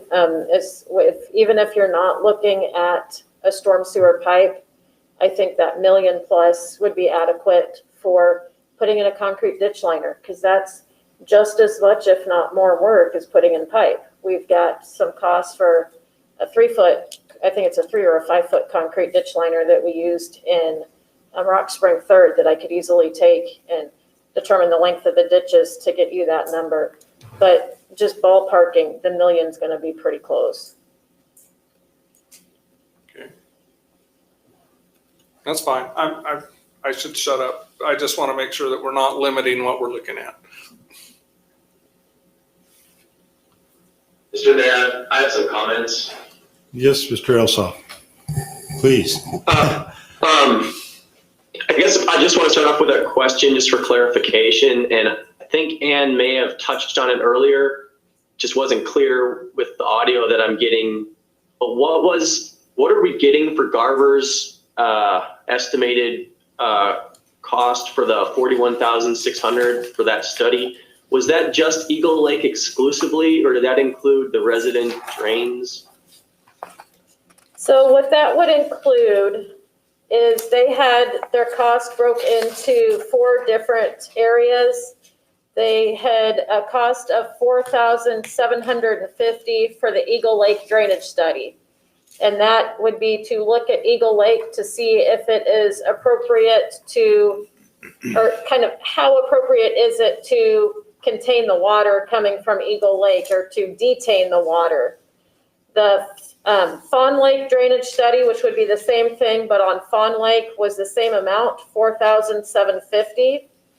The Eagle Lake overflow design was $5,950, and that was to just look specifically at those areas identified in the Caw Valley study and to actually put together an engineering design that could be taken to contractors for bidding to make improvements to those areas. The final part of their proposal was the Aurora Park drainage study and design. That was $26,200, and that would be looking at all of the ditches in Aurora Park and putting together a rough sketch design on what elevations you need for each individual culvert pipe, as well as the sizing of the culvert pipes and ditches to make sure that those are adequate. So the total fee for all of that was $41,650. Okay, thank you for that clarification. I guess the way I see it, Councilman Welch was asking what is our plan, or we need a plan, and that's exactly right. The way I see it is we kind of have 2 potential plans. We either want Aurora Park to end up being a fully paved neighborhood, or we want to keep it as gravel indefinitely. I mean, there is something charming about when you drive into Aurora Park. We go from this cityscape into this countryscape where it's gravel roads and ditches, and you kind of get lost. It's kind of this like little magical forest area in the middle of the city. I mean, that's what it's like when you drive into Aurora Park. You're suddenly in the country. And as soon as you exit the gravel roads and onto the pavement, then you're back into the city or close to the city. So now if you just pave the roads with asphalt, you don't really lose a whole lot of that country charm. You lose the dust for sure. It's probably better for the vehicles in there overall. The neighborhood that I grew up in is a country neighborhood where every house had 1 to 3 acres, and it had big ditches on the road, but the roads weren't gravel, they were asphalt. And I never thought it was any less country being paved versus having a gravel road. I think in many ways it's superior and you don't really lose that. But obviously the ultimate in paving solution includes the storm drains like it was talked about. But to do that, we're looking at a cost of around $4 to 5 million maybe, to have storm drains included with paved streets and potentially curbs as well. I think that should either be the long-term goal. I guess I see three options: completely paved streets with storm drains, completely paved streets with open ditches, or keeping it gravel in some condition. All three of those, there has to be some standard that we want to meet. I think especially with the gravel road, if we want to keep it gravel road in there, it obviously is not at a good standard right now. It needs to be built up. I think, including the ditches, we definitely need some sort of comprehensive study for what is going to be that standard. I know you guys talked about the survey or the study from Garver earlier about whether or not it was worth spending nearly 42 grand on doing that. But I guess the way I see it is, how can we start doing stuff with any real serious credibility without doing that study, without having that information? Clearly the ditches is a problem. We definitely need it. At a bare minimum, I think we need the study on the ditches done, but that's over half the cost of that whole thing anyway. And I guess it just would seem reasonable to just do all of it, since Eagle Lake and Fawn Lake contribute to, although not exclusively, but they certainly contribute to the drainage issue. Now, I guess I don't have a clear sense. Do most of the residents from the survey that was done, do they want, I forget if there was an item in there for wanting Aurora Park paved versus leaving it gravel? I don't think they want more specials, is I think my understanding. Don't want more specials. Yeah, that's Right. pretty Well, obvious. in The way, survey. okay, so getting back to that issue is, look, if we're gonna pave the road, in my view, that's a new road. That's not maintaining the current road. I think maintaining the current road includes keeping it gravel. I think if we talk about doing paving in there and paving asphalt, that's the new road. And I think, now, I understand the argument against specials is that a lot of the houses and everything has been there for so long. But I guess I think the most fair way to divide the cost is to do a 50-50 split between the city and Aurora Park residents receiving special assessments for that.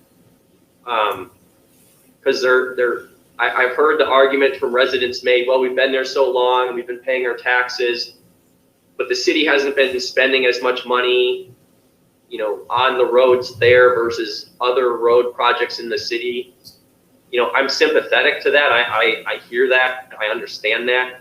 But I also don't think it's fair to completely have the city 100% pay that cost. I think there should be special assessments, but I don't think it would be in the best interest of everybody in pursuing, well, what's the most fair solution here? I don't think it should be 100% city or 100% special assessment. I think a 50-50 split on that, to me, strikes me as the most fair thing to do that. Now, we can talk about that, obviously, more. But another idea I had then on, if we decide to go forward with keeping the roads gravel, I think whatever solution we head towards that includes the open ditch still in existence, that the drainage study has to take place, and then those ditches have to be, we either hire somebody or get equipment to I don't know, dredge those ditches or reshape them, or at a bare minimum, I think we have to clean out debris that's in the ditches. And like the one gentleman shared where his road is lower than the ditch. I mean, obviously that is something that has to be corrected. The road has to be raised up at certain areas to make sure that water isn't just openly flowing across the road. Obviously that's a problem that we need to fix if we're going to maintain the gravel road. And then I guess in terms of cost, what I was thinking, if we look at more short term of, well, how much money are we going to spend? I think there's two ways we need to look at that. And that is either we set a fixed amount per year that we're going to spend on maintaining the gravel roads, because the gravel roads is a special sort of situation versus the rest of Bel Aire with paved roads. I mean, I know I've heard discussion about, well, we're spending money every year to maintain those, and versus the paved streets where there's plenty of paved streets that have not had any money spent on them for years and decades. I understand that, but the fact is we can't not spend any money on the gravel roads. Those have to be maintained on an annual basis because that's the nature of gravel roads. So I think we either need to figure out either how much per year we just want to spend on maintenance / improving the gravel roads and clearing the ditches, or setting a budget that's based on, well, how much we set our standard, whatever that standard is for the road and ditches, and we figure out, well, what is that cost for getting the entire neighborhood up to that standard, and divide that out by however many years we want to spend planning money on that, kind of set that as like an annual cost to get there. That's kind of, I don't know, my first crack at what a plan would be, either focusing on a yearly spending, breaking it down to a yearly spending item for our budget, basically. But it does require us to have knowledge from the study on sort of like, well, what is needed? I think the study partially answers that question of, well, what is the standard we want the roads and ditches in Aurora Park? Would that be accurate, Ann? I think it's, yeah, we can certainly set a standard on what we want that to look like. The question really becomes, what does the city want the standard of the overall road system to be? Because the gravel roads are rated on a 1 to 5 system from failed to excellent, just like the streets. And as many people have talked about, we want to maintain them fairly equally, or at least, we want to maintain all the streets. So as a public works director, we need direction on where we go. If you want us to focus on gravel roads and bring those up, we can do that. And the other roads are going to get less maintenance. We're trying to balance those out at this point. And how about this question? So when we think about, okay, we want to maintain all the roads, we have to do certain things to the gravel roads each year. They get graded, whereas other ones don't. We put stuff on them every year, yada, yada, yada. But if we want to really upgrade the road, or drainage and roads and the gravel, then that's going to be like a big extra expense, like Baton was, right? This big extra expense that we'd have to do to make a major improvement other than just the regular, we put materials on it, we grade it, so on and so forth. Are you even able at this point to say, when we have our yearly, which roads are we gonna fix? Are you confident that you could get a proposal together to see this is what it would cost to make a step to improve Aurora Park, and be able to explain to us the option of being able to make an improvement and have a cost on Aurora Park the same? I know it's not gonna be as easy. It would be like, hey, this is how much it costs to replace Baton or whatever. But would you feel confident you could even give us a proposal like that to say, hey, this is what it would take to cost Aurora Park. This is an option for you guys. You can prioritize, or you know how much you want to prioritize it. So the quick answer is no. The more in-depth answer is we need to. Is city staff going to do this? We can go out and improve the ditches. We can go out and improve sections of road. Is that something that, or do we want to hire contractors to do it? If we hire contractors, I'm not sure I'm sure that we can find a contractor that would be willing to do that. We need some sort of a plan as far as a study if we're going to have the contractor doing the ditches, so we do it once. The other issue, whenever you're dealing with ditches and drainage through earthen grassed areas, you need to have a certain slope. If you don't, the standard is 1% over grassed areas. And if you don't get that 1%, even at 1% slope, you're not guaranteed to not have standing water in locations. Unless those slopes are immediately filled in, if you have a drainage, if you just came through and fixed the ditches where they should be, and then you have a gully washer, there's gonna be issues. You're gonna be renting out those drainage. So it's not as easy as coming through and just saying, okay, we have a street in Pearson's Addition that has 3 chunks of curb and gutter that have fallen in. We'll go and replace those. That's very easy. But then coming back to determine, okay, we did this work on a gravel street, whether it's Aurora Park or Hillside or Cozy, or not Hillcrest. What's the standard, number one? And what do we really expect in the long term? Because we've gone through and we've maintained ditches, and they're at a 3-to-1 slope, which is very mowable. But then the resident comes back and is unhappy with it because they cannot mow it.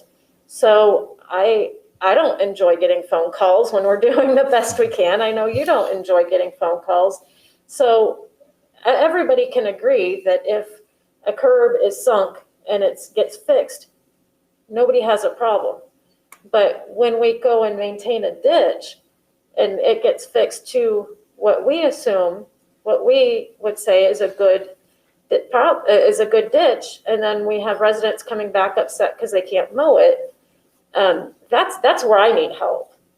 And so if you can help me, with some clarification, then I'd be happy to. Tell you, right? So the study gives us cover, right? The study says we have a company that does this stuff all the time. So this is how it does it. This is how you do it, right? And then we do it, and then we say, listen, we had a company come in because I don't think any of us on the council are going to be like, well, we're the ditch experts, and we know exactly how a ditch should be done.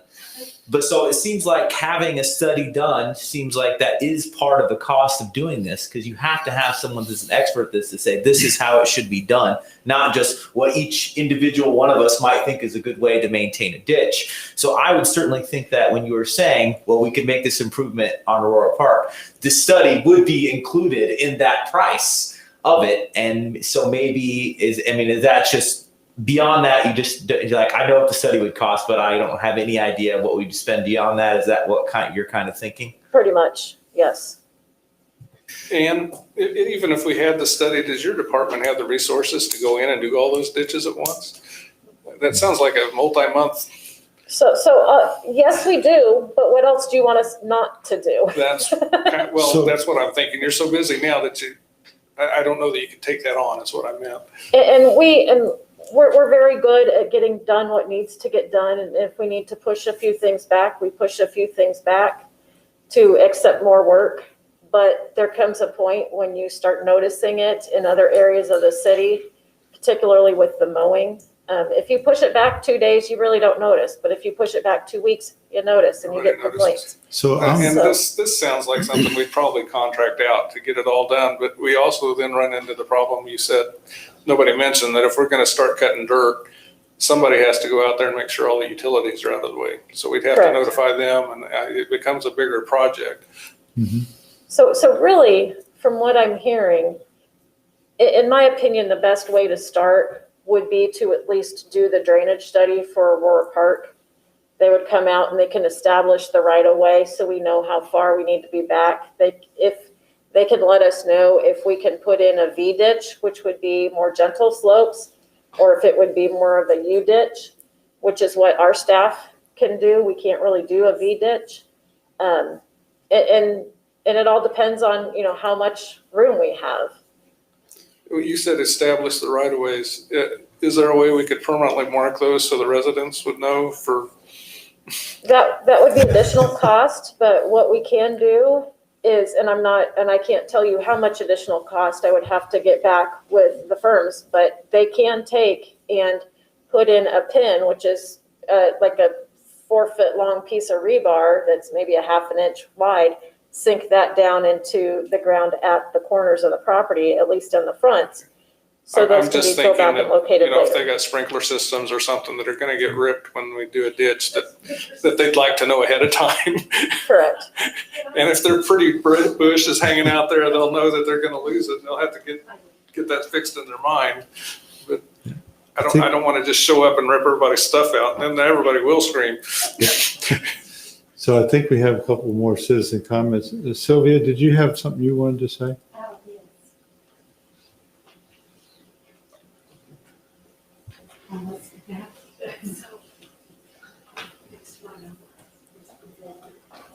I'm Sylvia Ford. I live at 4072 North Harding, and I wish to address the ingress and egress of Aurora Park along 40th and along 37th.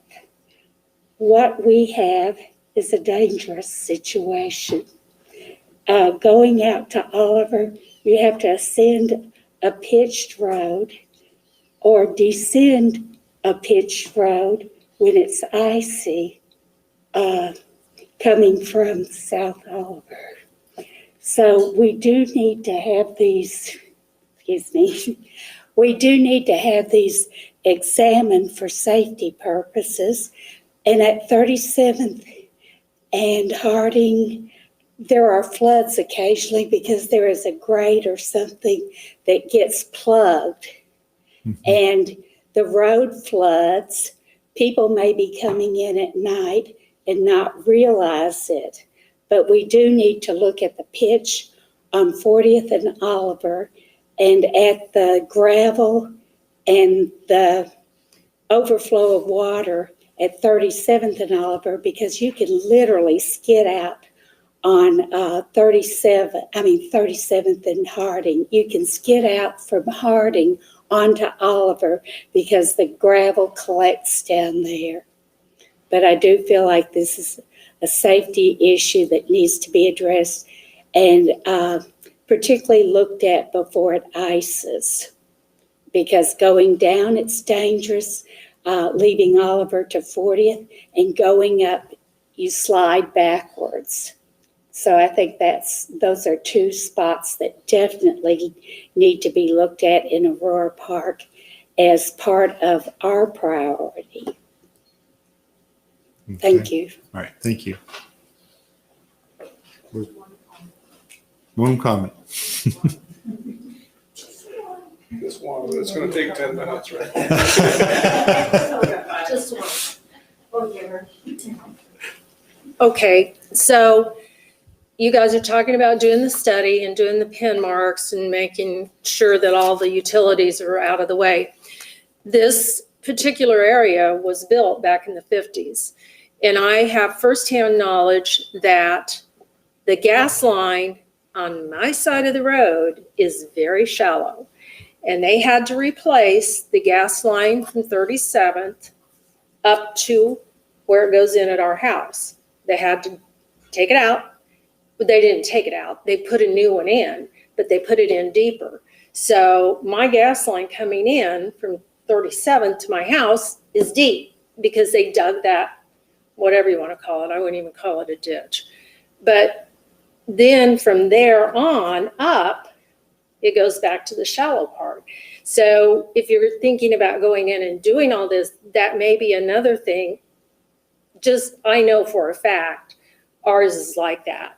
So I assume that probably most of Aurora Park's going to be like that. They didn't sink them very deep. Just FYI. Yeah, you'll see the same thing you're seeing on Woodlawn, is they'll go in, they'd have to go in there and fix Move all. I don't know if I assume those gas lines are in the right of way. And so that would be something that would have to be taken into consideration if you did a project. I personally think that this is really a project that we need to contract out. I don't see it as a city staff thing to do. Now, maybe once the project is done, city staff maintains it, But I really think the actual fixes that we're looking at are a contract project. I don't see putting that on your shoulders, Ann, to do that kind of a thing. It just doesn't make sense to me. But that's just kind of the way I see the world. So do you feel you have enough direction as to what to do, or do we sort all that stuff out here? So I just don't know if you would feel that you could do something that makes sense. So, Mayor, what I'm hearing is, we know we got an issue. Council wants to look at it. And so Ann will be putting together a list of her priorities and roads that need to be addressed next year. We'll probably have that in about 2 or 3 months ready for you. If we could add some of these things, because that's what I'm hearing. What we'd like to do, I think, and it's going to take some time, but we've got some time, is I agree. I think the study is really important, and it needs to be done, the drainage study, because that affects the roads. And as the gentleman said, the road in his area is lower than the ditch. Well, we don't want to go raise it up and then it all wash away because the ditch needs to go down. Or maybe the road just needs to go up. But we don't know. And so I think it would be good. We have the stormwater fund. And so we could take that out. So we wouldn't take it out of streets. We would take it out of the stormwater fund to pay for that study. And then we could look at determine what needs to be done. And then at that point, like you said, Mayor, then we could say, okay, here's what the engineers say it's got to be done to improve the drainage. Give us some estimates. And then you would know that, okay, well, it's X amount. Let's do this block this year and next year. Again, those are drainage improvements. So those could come out of the storm drainage fund. And then as far as the gravel, that's what we're kind of hearing, is that one option is to just improve the gravel roads.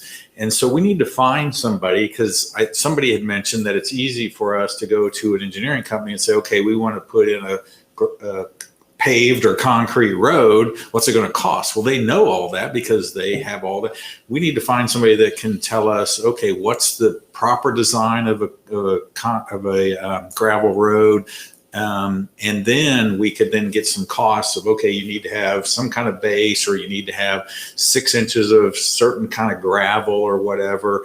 And then we could give you a cost of, okay, to get a good gravel road, we need to do these things, and this is what it's going to cost. And then at that point you could say, all right, well, we know that, then let's do 1 block this year and really go in and bring the gravel road up to, like Ann was saying, a good condition asphalt road. So if I'm hearing you right, then that's the way we'll proceed. We'll start working on getting these things to you. So when you're making road decisions, then Aurora Park will be on there, or gravel roads will be on there, because as Ann said, there's Hillcrest and Cozy too. So, and that's what John was talking about, long-term plan. We need to figure out what it costs, and we need to do all of the gravel roads. But we can start, in Aurora Park or wherever you choose, and do whatever amount that you want to spend that year, and then start bringing them up and maybe making some drainage improvements as well. I think that makes sense, especially a phased-in plan. If that is something workable, at least we're making some progress if we do it that way. If it's not terribly expensive, maybe you get it all done in 1 year. But I don't know, because I have no idea what we're talking about. I don't know if we're talking about $100,000 or $1 million. I just don't know. And until we get some kind of plan together, we won't know how much it's going to cost. Right. So I think that's great. If we can get that going and develop that plan, and then maybe come back and present that plan to us. And, I think that'd be a very good thing to do. If we pay for that plan out of the stormwater fund, is that going to keep us from putting in any of the culverts that we were talking about doing next year? No, we've, in fact, Ann's working on, we've got a special circumstance that's going to save us some money on Rock Road, getting that culvert replaced. So that will get done. We've got about 250,000 in there, 230,000. So if we took 30 out for a study, then we would still have about 200,000 left to do. You brought up Rock Road. When can we get that scheduled to be done? So, yeah, and I know you're kind of working on that. Yeah, I'm still working on it with NOAC. I don't have a time frame on that at Okay, this point. I've voiced my concern to a few people that I don't want to have Rock Road closed while we're working on Woodlawn. Right. But that should get done. It'll get done in the next 6 months. It was a such situation where they're doing another project for us and they got extra pipe. And so we thought, well, maybe we can work out a deal and actually use it there instead and save us some money and they don't have to send it back. And so. Is there some compaction standard when they install that? I asked that because they did one over on Greenwich and you already go with Kathunk when you drive through it. Yeah. And it's only been done, 6 months or something? No, that was actually put in about 5-6 years ago. I know it hasn't been that long. I know it over there, just north of 37th on Greenwich. Okay, maybe I'm thinking of a different area. I guess I'm thinking about 45th Street and 53rd. There are compaction standards, but things settle over time. And so occasionally you do see the settlement. Yeah, I don't know if it got more traffic or what, but it's a pretty deep. And it's only going to get worse from the way things look. Once you start dumping down on there, it just pounds it harder. Correct. Is that county? I'm not sure if that was Wichita or not. Yeah, I'm not sure. That's probably. That's probably county, I think, 37th Street. I think you're on Yeah, the it county. sounds like it is, but I don't know that for certain. I don't think it's Bel Air. It's too Oh, far no. No, south it's of not Bel Bel Air. Air. We didn't. Right. Okay, very good. Mayor. Mr. Smith. So I like the path forward that the city manager laid out. I think that makes a lot of sense. And I think what that's gonna do is that's gonna take us down the path of working towards putting the gravel road back to an acceptable standard, which is one of the options that we talked about. The other options that I really like how Councilmember Elshoff laid out were around making progress towards the pavement, which would at a minimum involve some sort of cost sharing via special assessments. And I like that Councilmember Elshoff threw out kind of that 50-50 split because that's an idea that I was kicking around in my head as well. But I think the way that something like that would need to come about would be that would have to be another petition that came from the residents of Aurora Park to bring that before us. And so I just wanted to throw out there that I also was having thoughts along those lines. And so if that's something that the residents of Aurora Park are interested in pursuing, I think that would have to be something you guys would need to initiate. I think we've been told we can do it without their approval. Well, you can. I'm not. So, I think as a council, we Well, can vote to I impose. think you have the legal authority, Yeah, but I'm not yes. sure I want to. That's a different question. But I think if we really decide that's the best interest of everybody, that we could force the issue. oh, yes, certainly, please.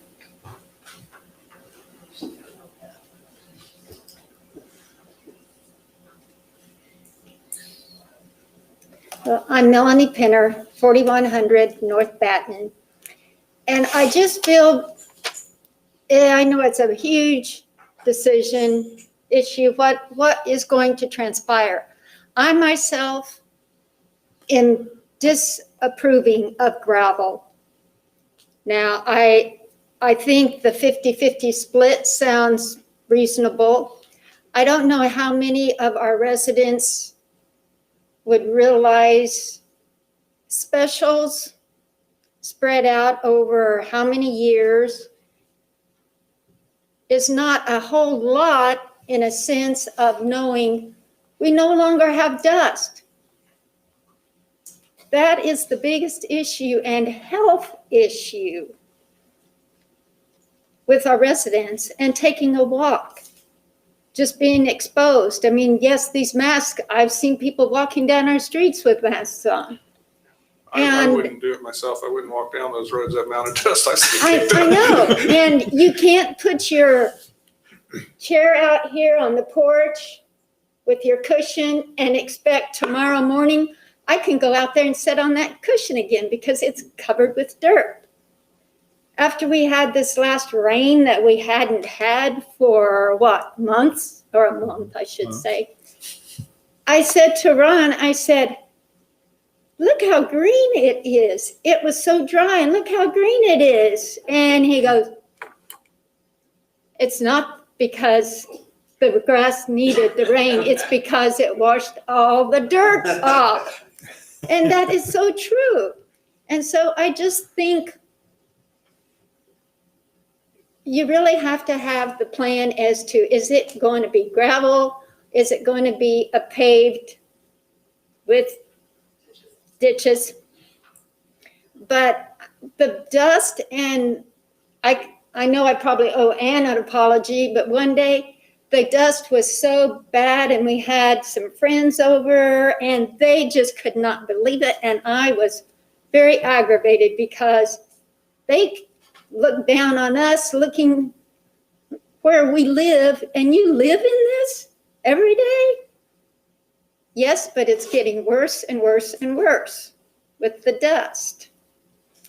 And it is a health issue as well. And because the dust hangs there, it's not like you're out on the North 40 and there's nothing else to stop the dust. I mean, the wind just keeps blowing that on through.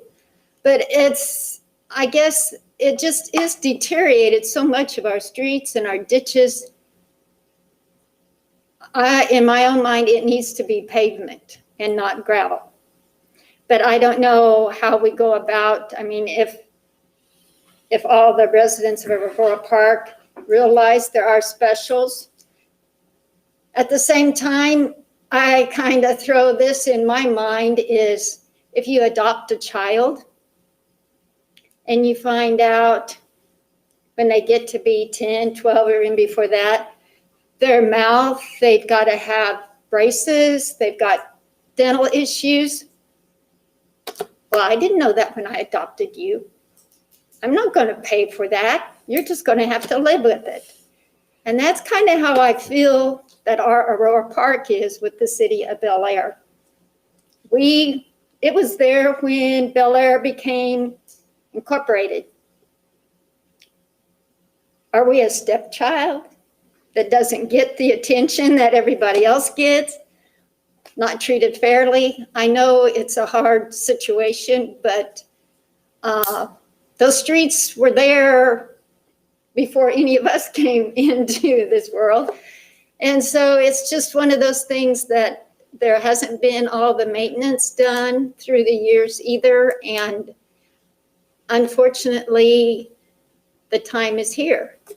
And it definitely needs to be on the list. And I don't know if we have to take another survey or something to say, gravel, you're going to live with it, or let's get up into the way the world is today and get a paved street with ditches.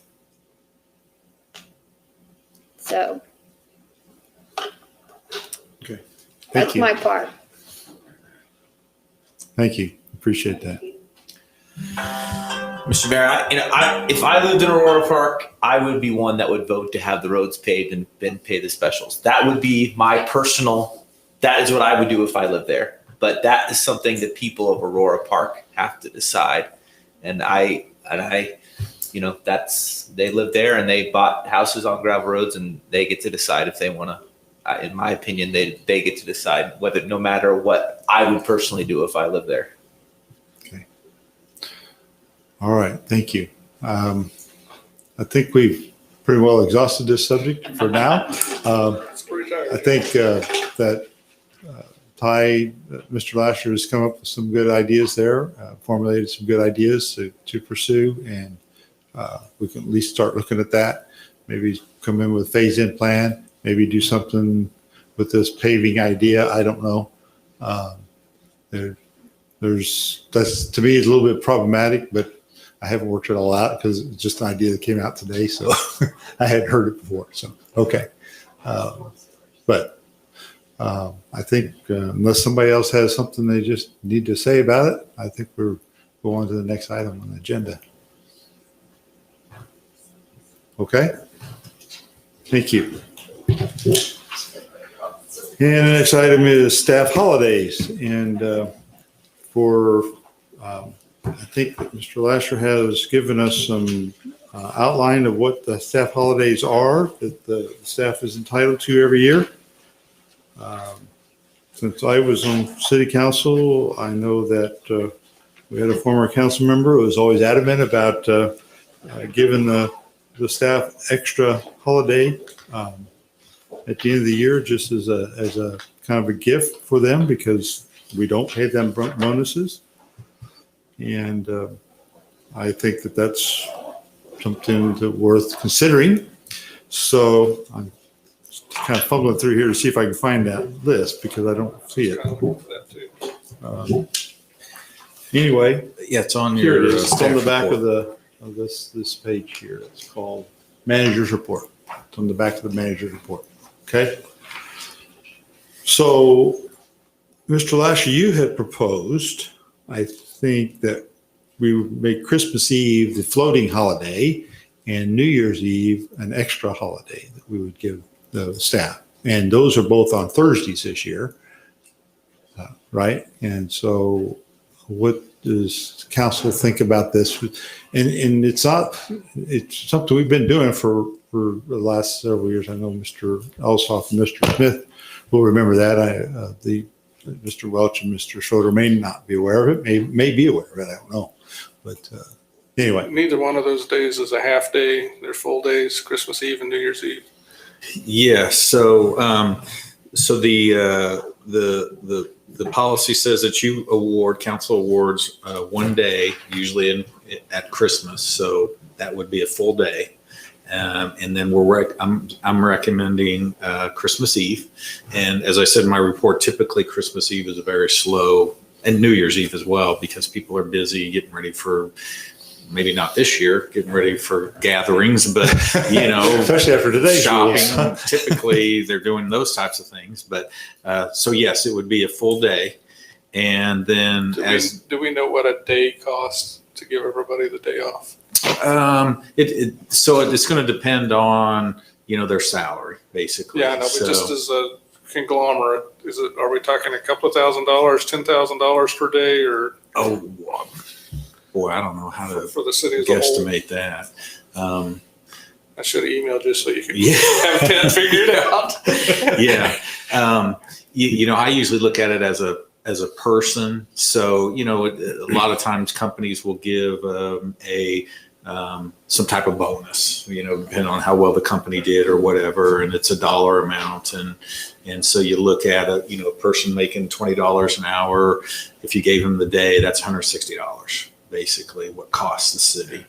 And again, we have to consider, because we are a service company, how does that affect our citizens? And again, that's why I look at, okay, if we're going to do something like that, certainly on New Year's Eve, you could do half a day, or you could do the full day. As I said, though, those Eve days are typically very slow. Just to give you a very quick number on the question you asked, Mr. Welch, $15 an hour, at 50 employees is $750. Okay. So Now, $1,000. so Because of it. yeah, so there. I know that the employees don't all make $15 an hour. Some make more. I'm not sure. Some probably don't make that much. But just give you a ballpark of where you're looking at. So we're not Okay. looking at very much money. is You're not what looking I'm at saying. $10,000. I'm sure of that. Well, that's what I was curious. If we're spending a ton of money, and I've got nothing against the concept. I did have one other question. Does anybody want any other holiday off, like Kwanzaa or a Jewish holiday? I can't think, Hanukkah. Yes, we've not. No one has requested that. So the answer would be no. And again, usually what I do is when I look at recommendations to you, I ask staff. What would you like if council were to give you, or we've got one day tied to Christmas. Of course, everybody says Christmas Eve, and then if it's a bonus day, everybody always likes it around New Year's. But no one's asked for anything. Okay, Yeah. because that just makes a weird situation if somebody takes Hanukkah off and then they want to work Christmas Eve. But there's nobody else here. Are 2011 standard holidays? That sounds right.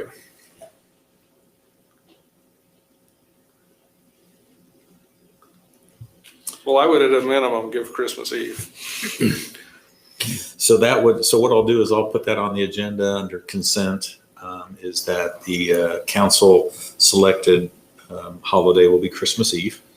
You want to give them New Year's Eve too? I'm not saying not do that. I'm just saying at a minimum, I would do Christmas Eve. Yes. So you don't want to do more than one day? No, I'm just saying that it's a council decision, so we're not going to make, I would like the whole week off, but I'm not going to recommend Are you going to be looking that. for another job while you do? So, I think we've done this the last several years, and I haven't heard any complaints from citizens around City Hall being closed that day, and so I don't have an issue. Would it be a big deal to only work half a day on New Year's Eve? I would just give them the whole day off. If you bring them in for half a day, if the citizens aren't going to be coming in needing things, I know. I'm guessing not. We might as well just let's let them have the day off. Is what I would say. I'm not against that either. I just wanted to know. Okay, I'm just asking theoretical So questions. just to give you a little background, last year we had a situation that if you're going to give them the day after and the day before Christmas, you would end up giving them 5 days off. You close the city for 5 days in a row. I was against that idea simply because that's too long to be closed, I think. But We don't have that this year. we don't have that this year. And whether calendar rolls, we won't have that for at least another 4 years. And I haven't looked that far ahead to see. Yeah, and I'll throw this out too. I'm not against giving them extra this year because of the COVID that they're dealing with. okay, so from what I'm hearing, I'll also add New Year's Eve day as a bonus day. Okay. And I know they'll appreciate, they always do, so. Looks like Jeff agrees. I see his head nodding. Yeah, good. Sounds good to me. Okay. So another issue that I think might be wise just to broach, okay, because of the new order from the Sedgwick County today. Could you clarify that order? I am not sure. I know the don't have the details. order in front of me. I just want to briefly talk about a couple things with it. I'm not going to tell you what the order says because I don't know all it says. I did read about it, but I don't have all the details. But one of the things I do know is festivals are banned until the first of the year. So what's that do with our Christmas thing? So, yeah, that's, and honestly, the county made a decision, and there are several pieces in there. One of them is actual enforcement. Mhm. And they're asking cities to adopt basically what they have approved and give the authority to our police department to fine people up to $500 that aren't wearing masks or complying with that. So, Absolutely not. well, Says the guy with COVID. yeah. So anyway, and they just did that this afternoon. Yeah. They adopted Yeah, so we that. don't have all the details, but yeah. And just got I a heard copy of it about 5 today. And so so I sent it to Jackie to have her start reviewing it. What is it that they want? What's in there? How does that affect us? And so we'll be bringing that to you at the meeting next Tuesday to look Okay. at it. And I will send you the information out by Friday at least of what's in there, what it says, what they're asking us to do. And then Jackie will put something together for you to think about. And then you may want to take some action. You may not want to take any action. You may want to adjust what, they're asking you to do. But you can do that. Has the police department had any complaints about people wearing masks? No, and I know it, but they have said that they really are concerned about enforcing that, walking up to people and giving them a fine for not having their mask on. So I was just think thinking if it's a non-issue, then we don't need to deal a with it. conversation I had with Chief Atterbury, and it's been several months now, but we talked about this very issue, and he said, as it is right now, if a citizen goes into a business and the business says, please put a mask on, and they refuse, the business has a right to tell them, please leave. Mhm. And if they don't, then they could be arrested for trespassing, which I think is an appropriate action for them to do. But that's because the business says, we don't want you in here if you're not wearing a mask. I'm in favor of what Councilmember Elsoff said from my own perspective. I don't like the idea of having putting the police in that position to have to go out and enforce a mask rule. But if a business wants to do that, then that certainly is their prerogative at that point. We have very little retail in Bel Aire where I can imagine Right. this would be an issue. So I'd be interested in the chief's perspective on, is this even an issue that Right. is addressed here? We have Dollar General and a few other places that are smaller establishments. It feels like something that's not maybe going to And impact. I us don't much know here. what the order says yet, so I don't really Yeah. need to feel like I want to comment. I don't need to I know look what forward to I'm not sure what I'm having commenting some on say. at this point. So Yeah. I certainly don't think we should be going out looking for people without masks on, trying to find them. But if a fine would be handy in some other situation that the chief could think of, something else was going on and I can write you a fine because you've been in this business 3 times today without a mask kind of deal, and it's going to cost you $500, then maybe that's something we should consider. Okay. But I wouldn't make it a primary thing for sure. So maybe it would be good if Chief Atterbury could kind of Okay. give his opinion about Sure. things as Will well. do. Or his perspective, I should say. Yep. Okay. So, but with that, I want to warn everybody that the county adopted it. So if you're in the county and don't have a mask, they could fine you. They gave that authority to their deputies. So, So don't leave Bel Aire. So Except the I deputies have guess I cover didn't in Bel Aire, understand that, right? but So- I haven't read it. Yeah, So I yeah. don't pretend to know what it says. Uh-huh. But I've only read an article about it, and I Uh-huh. didn't get all the details. Yep.